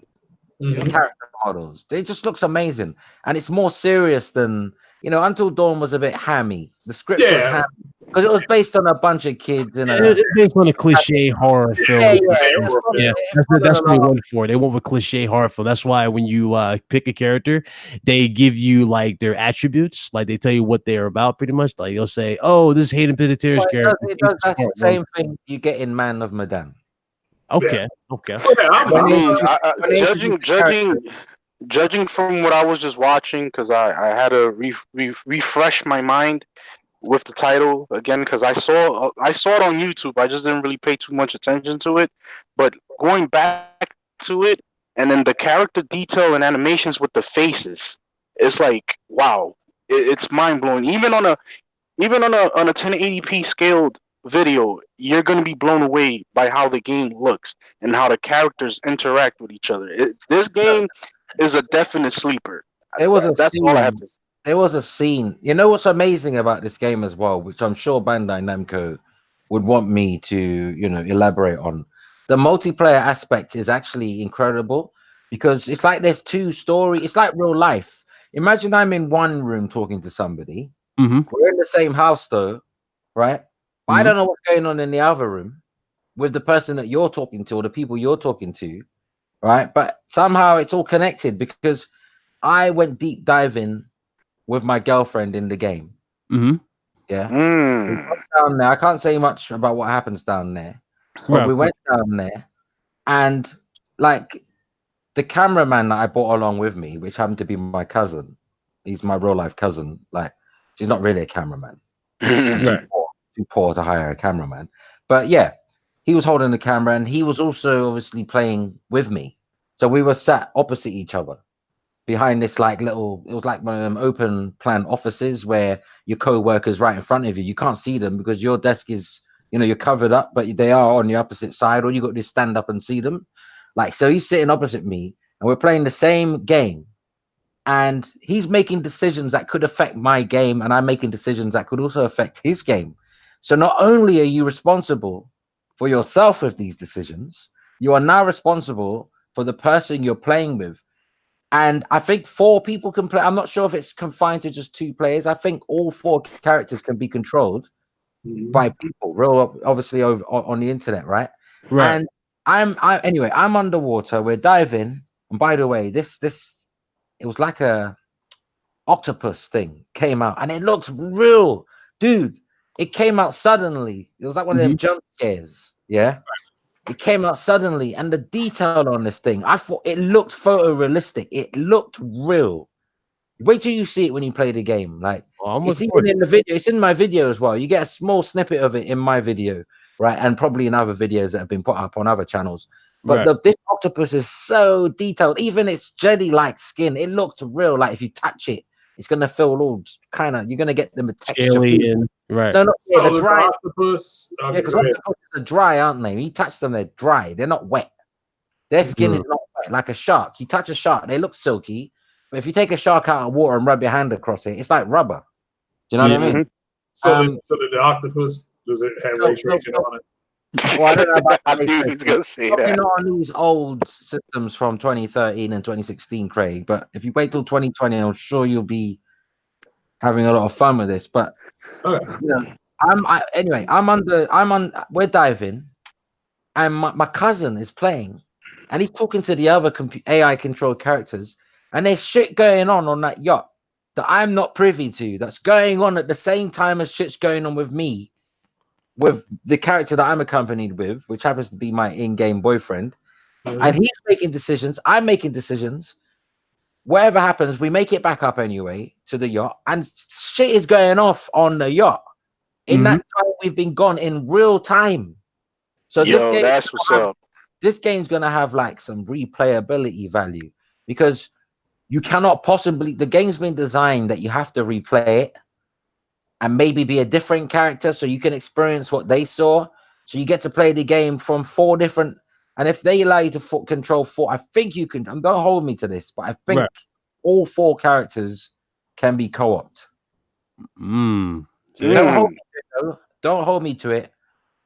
They only allowed us to be as 2 characters in the game. It was 2-player co-op. Yeah, but I also saw some gameplay people were choosing, so you can choose 4 characters, and you can pick between the 4. So I'm assuming the other 2 perhaps can be picked as well. But they didn't allow us. You guys, it's going to be on another server. So there'll be 4 different perspectives to see in this game. That means if you're a loner, or you plan to play the game alone, you're gonna have to play it 4 times to see everything. Yeah, that's how it works Until Dawn. Remember, like at the end of the game, you all. That was for endings. That was more for endings. This is literally for experience. This goes on throughout from start to, I assume, finish, because it happened immediately as I started playing it. Right? Soon as the group got together, in-game group, like we met up with a group of us, yeah. Because the game didn't start off with us all together. That's all I can say. But you do end up as a group. You go on the yacht. And then I realized, hold on a minute. I could have chosen to be any one of these characters. Right. I didn't have to be the girl. I didn't have to be... My cousin didn't have to be the guy that he was, because we were given the characters. They were chosen for us. We didn't get to choose. The controller was handed to me, and I'm in. It's not like I got to go through all the options and stuff. Do you know what I mean? It's like the reps there, they chose my character, they chose his character, but we were 20 minutes late, I suppose. You know, I was 20 minutes late to the event, so they probably thought, hey, no hanky-panky, just get involved. So the guy set it up for me quickly. I'm in the game, and there's stuff going on that I'm hearing my cousin, because we're in the same room. Like, obviously, if you're playing online, you won't hear this unless you've got headphones on. But because my cousin's in the same vicinity as me at the event, I can hear him like reacting to what's going on. And I'm thinking, why is he getting excited for? Nothing's happening. I'm underwater with this dude. Nothing's happened for me yet. And I'm realizing shit's going on with him. And I want to quickly swim up, but the game ain't got that much freedom. It's not like open world. You can just quickly go back. You have to play out your scene. Before you, right. But here's the thing. Not only worrying about what's going to happen to you where you are, you're also thinking what is happening to... It's like real life. Do you get what I'm saying? It's like, you know, there are movies where they have different characters and it all leads to one story, but these characters aren't necessarily always in the same place. But somehow so it's more like a fundamental time frame where your thoughts and your actions take. You're reading too much into it. None of that. I'm saying, like in movies, some movies are made where the characters aren't always in the same place, but whatever they're doing has an effect on the other characters in the story. Like a domino effect. I don't mean it like someone's in moral compass. Like, I don't mean it like someone's in a different time era. Yeah. And it interacts like that. Not like that. Not at all. Because I don't want you to get the wrong idea about the game, because then I'll be misrepresenting what I saw. I mean, you don't have to be in the same scene for shit to affect you. That someone else is doing something else. It's interesting though. Like Until Dawn focused on the butterfly effect, right? And this one's focused on moral compass. So, well, this just broke. The game on Xbox is running at 4K resolution. This is out of Windows Central. It just came across the wire. What, that Medan? Yeah. I was actually more happy that the game was coming to Xbox. You know why? Because I know how amazing Until Dawn is. Right. And I'm just glad that I'm glad this is not an exclusive, because as the development team, they need their stories to be this is the type of game that has to be broadly accessible. Do you know what I'm saying? Because it's like saying this group can only watch this movie. No one else is allowed to come to this movie theater. Do you know what I'm saying? It's going to be interesting though, seeing replies from that game. Hopefully we don't get spammed with like, oh, these are interactive movies. Walking Sim. Well, remember that has changed. I can tell you right now. Detroit who's played Detroit Become Human here? I have. I beat it. Yeah. Okay. Did you feel like you were playing a movie, or did you actually feel like you were playing a game that? No, I was playing a game. Yeah, I was playing a very detailed game. That's what I was. Okay. Well, this unfortunately, the footage that we were provided, the B-roll footage, it shows mainly cutscenes. So you don't get to see me moving my character around. So I can understand. Okay. It's like in scene in engine. Anyone watching my video might have thought, "Oh man, it's like we're watching movie sequences and we're just making decisions." No, you move your character around. You fully control your character. Like you walk, you run, you control your character. Wow. Just like in Until Dawn, like you control the character. Yeah. But the camera angles are fixed. Yeah, they're like fixed. One would be like looking down the hall, one would be above. So you could be walking in one direction 1 minute, and if you're not used to this kind of gameplay, like the camera will switch on you, and then you will instinctively move your controller and end up going the way you just came from. So what you got to do is you got to program your mind that you don't change your direction on the stick just because the camera's moved. You keep pushing it in the same direction. But some people, when the camera changes, their positioning changes on the thumbstick because their mind reacts to it that way. But really, you don't have to. Just if you're pushing forward to go in that direction, if the camera angle changes, you continue to push forward.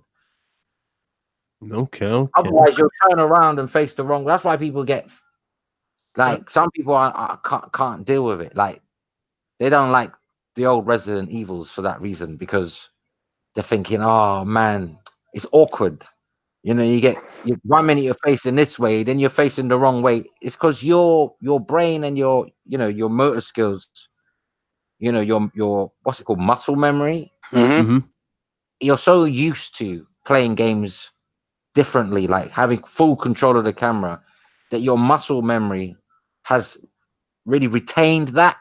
So when you play a game like Resident Evil with fixed camera angles and Until Dawn, you get a bit confused. Right. Yeah. But that's not the game's fault though. That's because you, by repetition, you've trained your brain to understand things a certain way by repetition.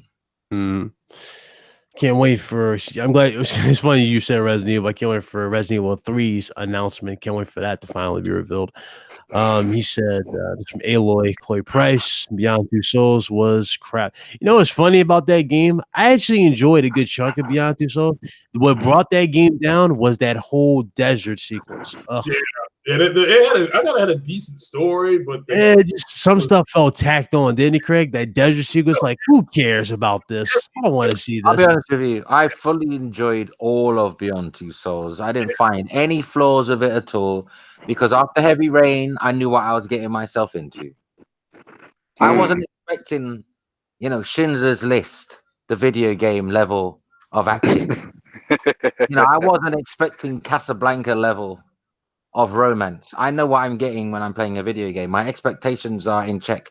If you really want to see true thespianism on your, on a screen, go rent a movie with Daniel Day-Lewis or someone like that.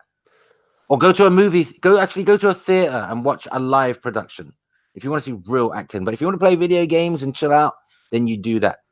Do you know what I'm saying? So when people complain about certain things, I look at it like, well, in your opinion, it's crap. Yes, I can agree with you that it's crap from your perspective, but I don't think it's crap.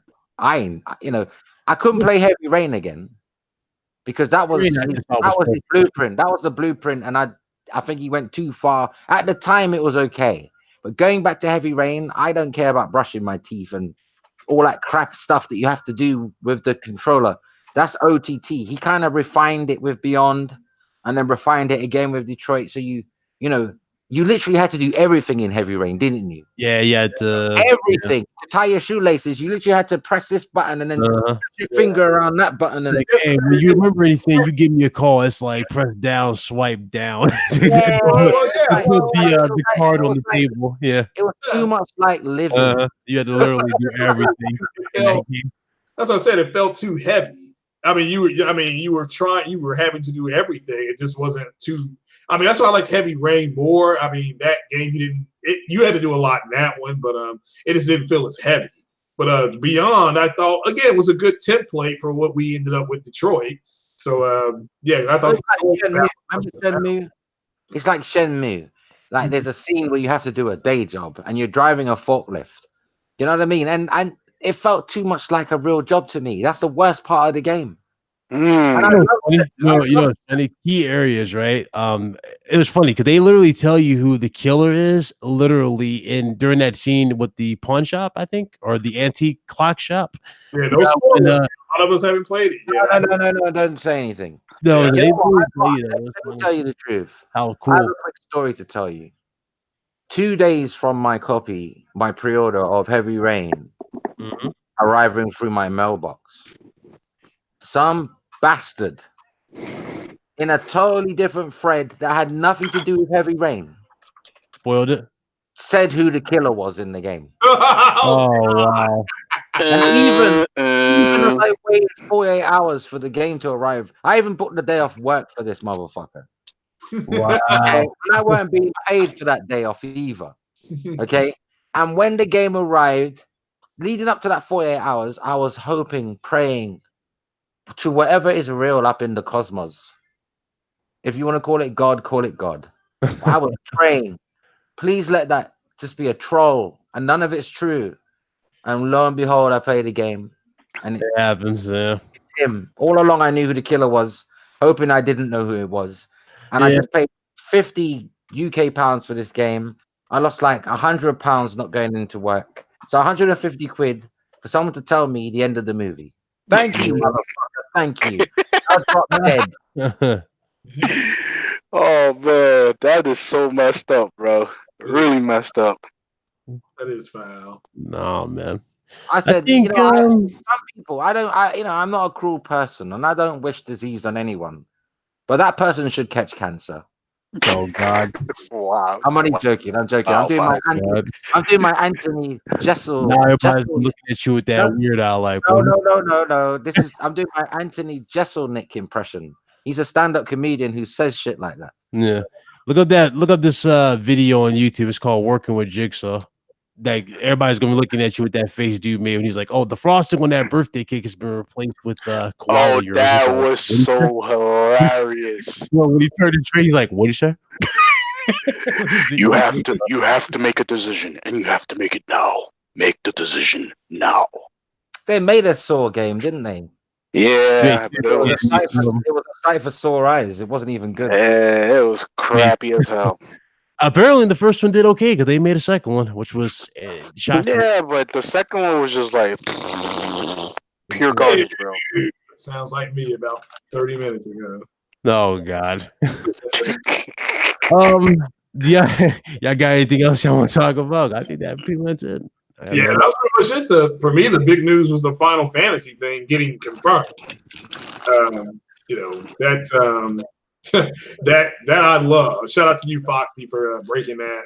And then they had to come out and confirm it. And I know it broke a lot of hearts. So I got home and Twitter was just blown up. What's that? What did I break? Oh, about Final Fantasy. I didn't break that. Sony told everyone when they first showed it in the trailer that it was only on PlayStation. Well, they said play it first on PlayStation. So no, it never said that. It didn't? Okay. It never said play. That's what Xbox says. Oh, okay. No, I'm not. No, that's Xbox. You're right. That's Xbox's tagline. Play it first on Xbox. Sony never uses that. No, you're right. I mean, I thought when it said Final Fantasy Remake coming first to PlayStation, but I could be wrong. It's been a while. So it's been a while. But shout out to you for that. And I'm just glad that's I guess it's settled. Because people are like, well, they're contradicting themselves and stuff like that. I'm like, well, the latest to me, I thought, well, this is actually authentic because Microsoft pulled it off their store, and Sony has not. And I went and I was going to reserve it today, but I remembered it was episodic, which was horse shit. So I finished paying off Control. So I'll get the Final Fantasy when I can walk in and just get the whole game. So. Yeah. Well, Man of Medan, I tell you something, man. I've been dying for them to follow up or do a sequel to Until Dawn, and this is a spirit. This is not linked to Until Dawn, but it is, in my opinion, The close you'll get. Spiritual. It's to me until the real sequel of Until Dawn, if it ever comes. This is a spiritual successor because it's like it's almost identical to Until Dawn in the terms of how you play it. It's just on another level visually. Mm-hmm. Acting is way better this time. Yeah. All right. Yeah, and again, I thought Until Dawn, and I think was it Yoshida? If I hope I'm saying his name right. He thought that Until Dawn should have had a bigger push because he didn't. I mean, the actors. Look, they were capable actors in the game. I'm not saying they were bad actors in Until Dawn. I'm saying the script was terrible. Yeah.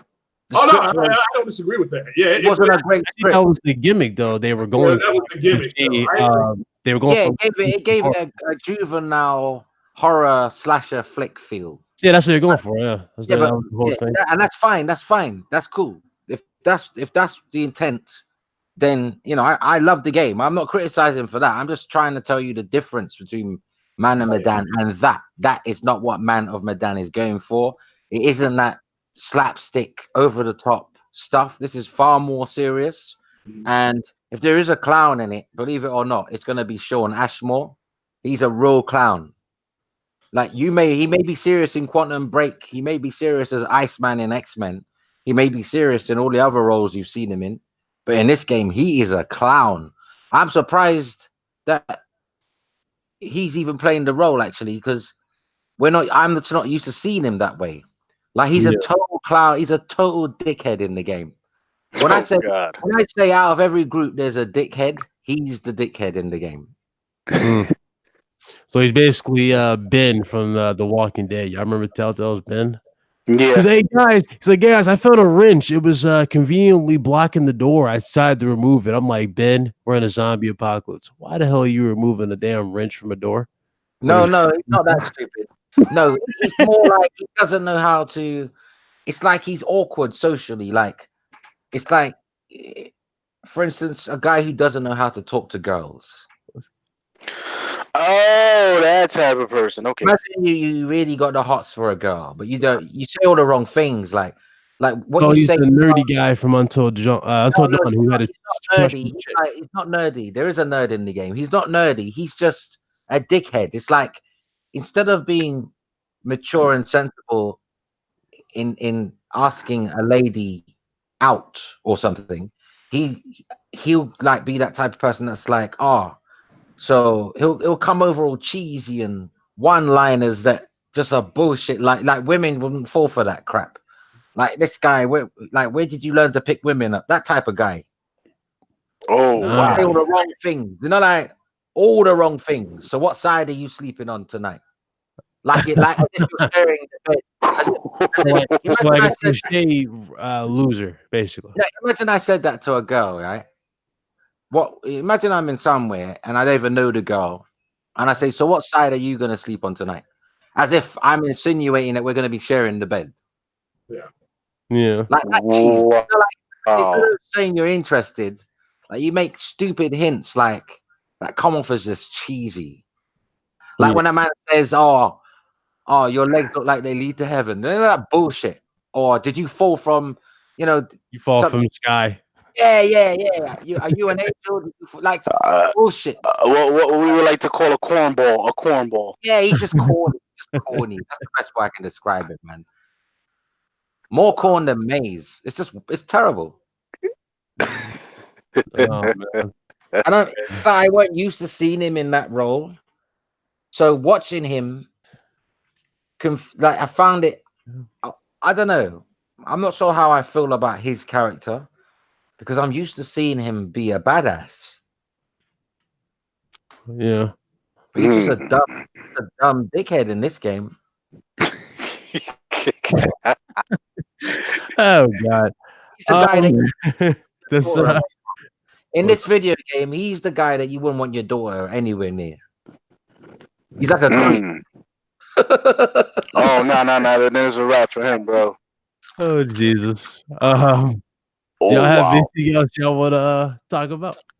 All right, have a good Friday. Keep it gaming. I'm like I said, I'm gonna run up to the store, possibly get through. Craig's joked out for this news. You don't want to say nothing. He's like, I'm done. Yeah, I'm done I'm too, bro. Episode 68, the day Craig stood still. There you go. There you go. The day they make Craig not say more about the community. Oh God, there you guys go. Y'all broke Craig Harris. No, Ladies and gentlemen, get on this game, yeah. Sorry, Ryan. Get on this game, but only if you're into narrative story gameplay. Because if you're one of them thrill seekers or open world people, or you don't like a linear story, then I can't recommend it to you. obviously, no, it's true. Ladies and gentlemen, this was episode 68 of the RGT podcast. Shout out to everybody who managed to make it. Yes, YouTube is indeed shutting down people's notifications. They're even deleting subscribers from channels. Do me a huge favor, hit that bell icon so you guys stay up to date, all that. And I'll be back in the flesh in full terms next week. But yeah, y'all be good. Y'all enjoy y'all week. Y'all play some games. And we will see you guys next week, like always, here on the channel. I'm gonna let everybody do their outros, and we'll definitely end it. Go ahead, Carlos. Hey, man, as always, a pleasure and an enjoyable, very, very, very, very quiet Friday. I know we missed 2 other people in the panel, but showing them much love and respect across from here. And hey, man, gamer by choice, not by trend. We out. All right, Mr. Craig Harris.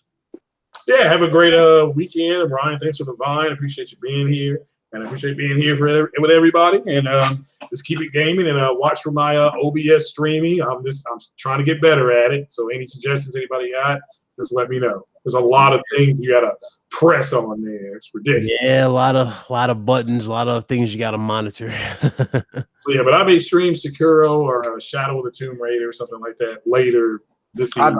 I got some advice for you on that. Oh, yeah. Yeah, you want some advice? Yeah. On your OBS problem? Mm-hmm. Take a vacation. Yeah, that's true. Oh man. Go somewhere nice. Forget about that.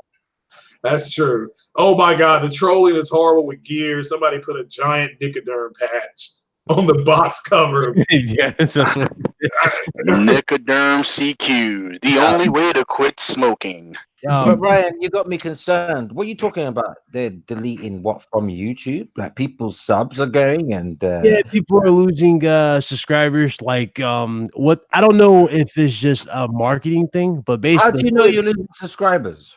How do you know?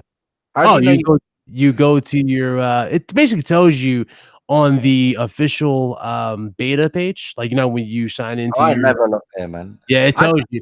I wouldn't know if they add things to it where it tells you you're gonna lose this, that, and the third. It literally tells you before it happens. Like it'll say, "Hey Ryan, you're at," let's say hypothetically, it will say I'm at 9,998 subscribers, and it says like, "Oh, by the way, you're at 9,968." And literally, you'll find out you're down at 68. They're like literally cutting. You know, I would never know if I lost subscribers because I rarely look at the subscriber count. I don't look at the analytics. I don't think I might have looked at it once out of curiosity as I was learning about YouTube at the very beginning.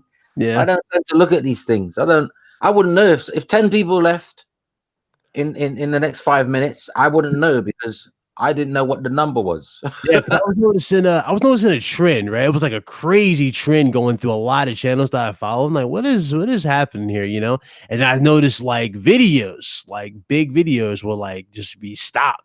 It would just seem like YouTube decided not to push the videos for some reason or like some kind of agenda.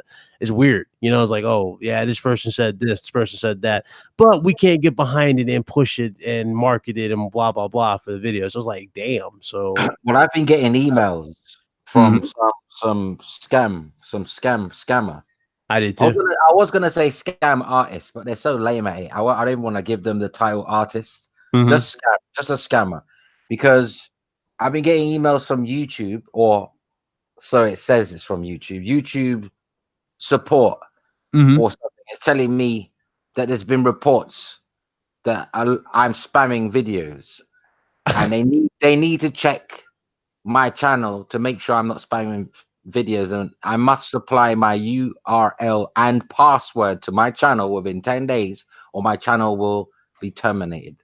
Oh, hey, my personal favorite scam happened a few weeks ago. Dude was like, "Oh, hey, we have a product we would like you to try out. This is how you do it, man. Again, it's completely free for you. However, we would like to make sure you put this in your cart so that you know we want you to buy this and we'll send it to you. But don't worry, we will refund your money and more." Yeah, I've had that before as well. Buy this and we'll refund your money. Yeah, it's like, what the hell I look like? I'm not giving you any goddamn thing. Like, get the hell out of here. I've had people, I've had emails saying they want me to showcase their products on my channel. Mm-hmm. And they'll supply me with anything I want. I don't have to pay. But then the next line comes, where you respond to them and say, "Oh, free. I like the sound of that. Free is always good to me. Even if it's bad, it's free. It doesn't matter. Didn't cost me anything." But then so you say, "Oh, I'm interested. Tell me more." Then they tell you, "Order from this page, pay, and we reimburse you." I goes, "Get out of here, man. What I look like? Stupid. What I look like? Mike Tyson when he had money." Damn. Dude, so I was, "Hey, we need to try our new VPN website." I'm like, "Okay." It's like, "Yeah, we love to partner with you, man. Looking forward to hearing from you." I'm like, I go to this website. Not only can I not find, I can't find this website anywhere. I go to YouTube, and like 14 videos come up on YouTube. Do not trust these scamming pieces of shit. So it's like, yeah, I'm good. I'm good. So Damn. not a very interesting. But well, I won't fall for that. You know, I've had all the calls, all of them. I've had calls from Nigerians telling me that they are ambassador and they need to release funds, and if I send them this, then they can release millions to me. Thank you very much. Goodbye. I've had people from Australia do the same thing, India, China. it'd be interesting, Lamar Wilson's messages, you know how many partnerships he's got. I'd be interested how many he get from like real ones and whatnot. But The only country that hasn't tried to scam me, right, for money, I'm not gonna lie, I won't even say country, continent. America. North, South, all of it. Wow. Never had one person try to scam me from that country. I don't know if it's because I'm so far away that they can't wait that long for the money.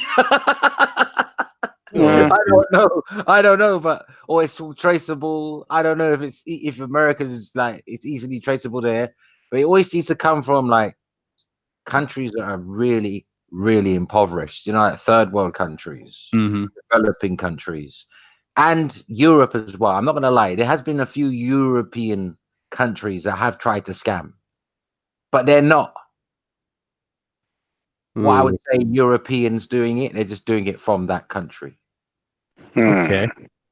So they could still be Nigerian or Indian, but they just happen to be in Europe doing it. Yeah. No, I'm not stupid, you know. You can't even. I won't even give you my date of birth. I won't even give you the last 3 digits of my cell phone. What makes you think I'm gonna tell you my password to my channel? Get out of here. I'm gonna tell you the worst scam. It's not even YouTube related. It's these dudes who claim they work for Microsoft tech support. And let that sink in for a second, Foxy. They work for Microsoft tech support. And they're calling you. They say, "Hey, by the way, hey, we're in the process of refund." And you're like, "What refund? I didn't buy no damn products." Like, "Sir, you have our software on your system, so we need you to go in your settings and do this, that, and third." I'm like, no, thank you." "Okay, well, you can do it yourself, sir. We'll just walk you through." I'm like, I don't think so. And then then you hang up on them. They call you again with a different person or like a different number. They try it again. It's crazy. Dude, that's horrible. But very quickly, there's people that pretend to break down. Their car breaks down, and they're well dressed, and they're on their way to a business meeting, and this business meeting could cost them millions if they don't make it. Yep. You know what they say? "Can I use your phone to call the office and let them know what's happened? My battery's dead." You know, they're ringing a premium rate number to themselves. They'll even pay you for the call. Here's $5 or here's £5 or whatever, $10, but they're gonna make hundreds out of you because it's like every minute they stay on that phone, $50 is going to them. $50 is going to them. They stay on the phone for 5 minutes. You know what I'm saying? They're laughing. That's $250, and all they gave you was $10. What's up, Wow, Wolflaw? that's He crazy. said the obvious fix would be to put them on the hold and leave the phone. Oh no, I just straight up hang up. Like, okay, yeah, nice. Have a nice day. Get the fuck out of my way. Oh, you said put elevator music on too? Oh, that's a little elaborate. People do that. People do that. Yeah, Bro, people that knock your door and say, "Oh, broken down. Can I use your phone?" And you believe them because they're well dressed. They got their little business suit on. They got their little leather, briefcase, whatever. Usually, a woman's doing it with a man, or it's just a woman. Mm-hmm. But they always use someone that lets your guard down. You know, like Ted Bundy used to make it look like he had a broken leg and arm and he had crutches, and he act like he couldn't get in his car. And then, as a helpful human being, you might go over to somebody like that and say, "Do you need help?" And the next thing you know, you're being cut up and chopped up. I hate when they send like they basically try to sell get rich quick schemes. Mm-hmm. Like I hate they do that a lot. One dude tried to sell that to me when I was working at other job. This dude was like, "Hey man, I'm here to like you ever wonder how you can increase your income?" I'm like, dude, you're walking up to me, you got on shorts and flip flops. Well, I'm going to judge a man on that. Listen, I know millionaires who got holes in their jumper. Oh, you know, Lord. I know millionaires walking around who wear the same jeans for days with holes in their jumper. And they're millionaires. They drive very expensive cars I can only dream of affording. And they're millionaires because you know what it is? Their money is old money. Old money doesn't show off. Only new money shows off. Bro, he was legit persistent, Christopher. He said, "Oh, I can help you increase your income." I'm like, "And how do you plan to do that, good sir?" "Oh man, I'm gonna show you how to do it, man." I'm like, "How the hell can you show me how to increase my income?" It's like, come on, man. Wow, People that's actually fall for crazy. this shit. Look at Bill. Okay. So this is what we need you do, man. I'm gonna need your info. I'm gonna need your credit card. Don't worry, I'm basically do this. I'm like, you dumb ass. The one you gave your shit away. It's kind of crazy. Like, I suggest you guys look up a YouTuber. His name is Jim Browning. That will wake you guys up on how crazy like some of these scams are in YouTube and whatnot. You'd be blown away. Look him up, Jim Browning. Man. Look at Bill Gates. If you didn't know Bill Gates was Bill Gates, and he passed you in the street, you wouldn't think he was a millionaire. Yeah. Yep. He wears jumpers, shirt hanging out at the bottom. Look at Bill Cosby. All right, maybe Bill Cosby's not the best example because of what he's got into. But before all that, Bill Cosby, when you saw Bill Cosby, he's always in the jumpers, knitted jumpers, like basic clothing. Like, because their money, some people, right, their money, they've been sitting on money so long. Like, it's nothing to them. They don't need to, like, only people new to money run around buying Gucci and all this stuff, and try to build status. Yeah, showing off what they have, all these, trying to drip. Those people are not used to money. They just come into money. They've just been given money, and they can't handle it. That's why they go mad. Anyone that gets a bit of money and goes crazy shopping, it shows you that they're not used to money. That's crazy. That's crazy. But anyway, I'm gonna sign out because I think you were gonna come to me next. Yeah, go ahead. Game of Couch on Sunday. I'm gonna be hitting up a few people to come on. It's not gonna be a crowded thing. 3 people maximum, 4 people, because I like it when we can talk. I don't like all the people trying to get attention for themselves. Not in a bad way, but when there's a lot of people, you gotta over talk people to be heard. You know what I'm saying? Yep. So yeah, that's Sunday. But until then, play games, not corporations. Yeah, you might have to make up for that other stream. What was it, for Independence Day? It didn't happen. I know you were busy. Listen, you know what happened? I'll be honest with you. I'm a very honest man. I had 2 choices. Remember what I said about the illusion of choice? Yes. I had 2 choices that day. I could celebrate Independence Day in a country that I don't even live in, or I could entertain this woman that came around to see me. Oh, I see. I chose my own Independence Day. Okay. Ain't nothing wrong with that, my brother. Ain't nothing wrong with that. I wasn't Will Smith. I was Will Stiff. Oh God. Carlos, go ahead, do your outro if you haven't done it already. Nah, I did it already, bro. All right, well, This time. That was the RGT podcast episode 68. Thank you guys so much coming through. Again, hit that bell icon, all that, stay up to date. We'll see you guys next week. Yes, I'll be officially back next week, so a lot of videos I'll be dropping. But yeah, it was fun. It's a good talk. I hope you guys enjoyed the show. Hit that like button if you did, and we will see you guys like always on the next one. Y'all be good. Y'all be blessed. Y'all be easy. And like my homie Fasha Games UK just said in the chat, peace and love. We'll see you guys next week. Later. We out.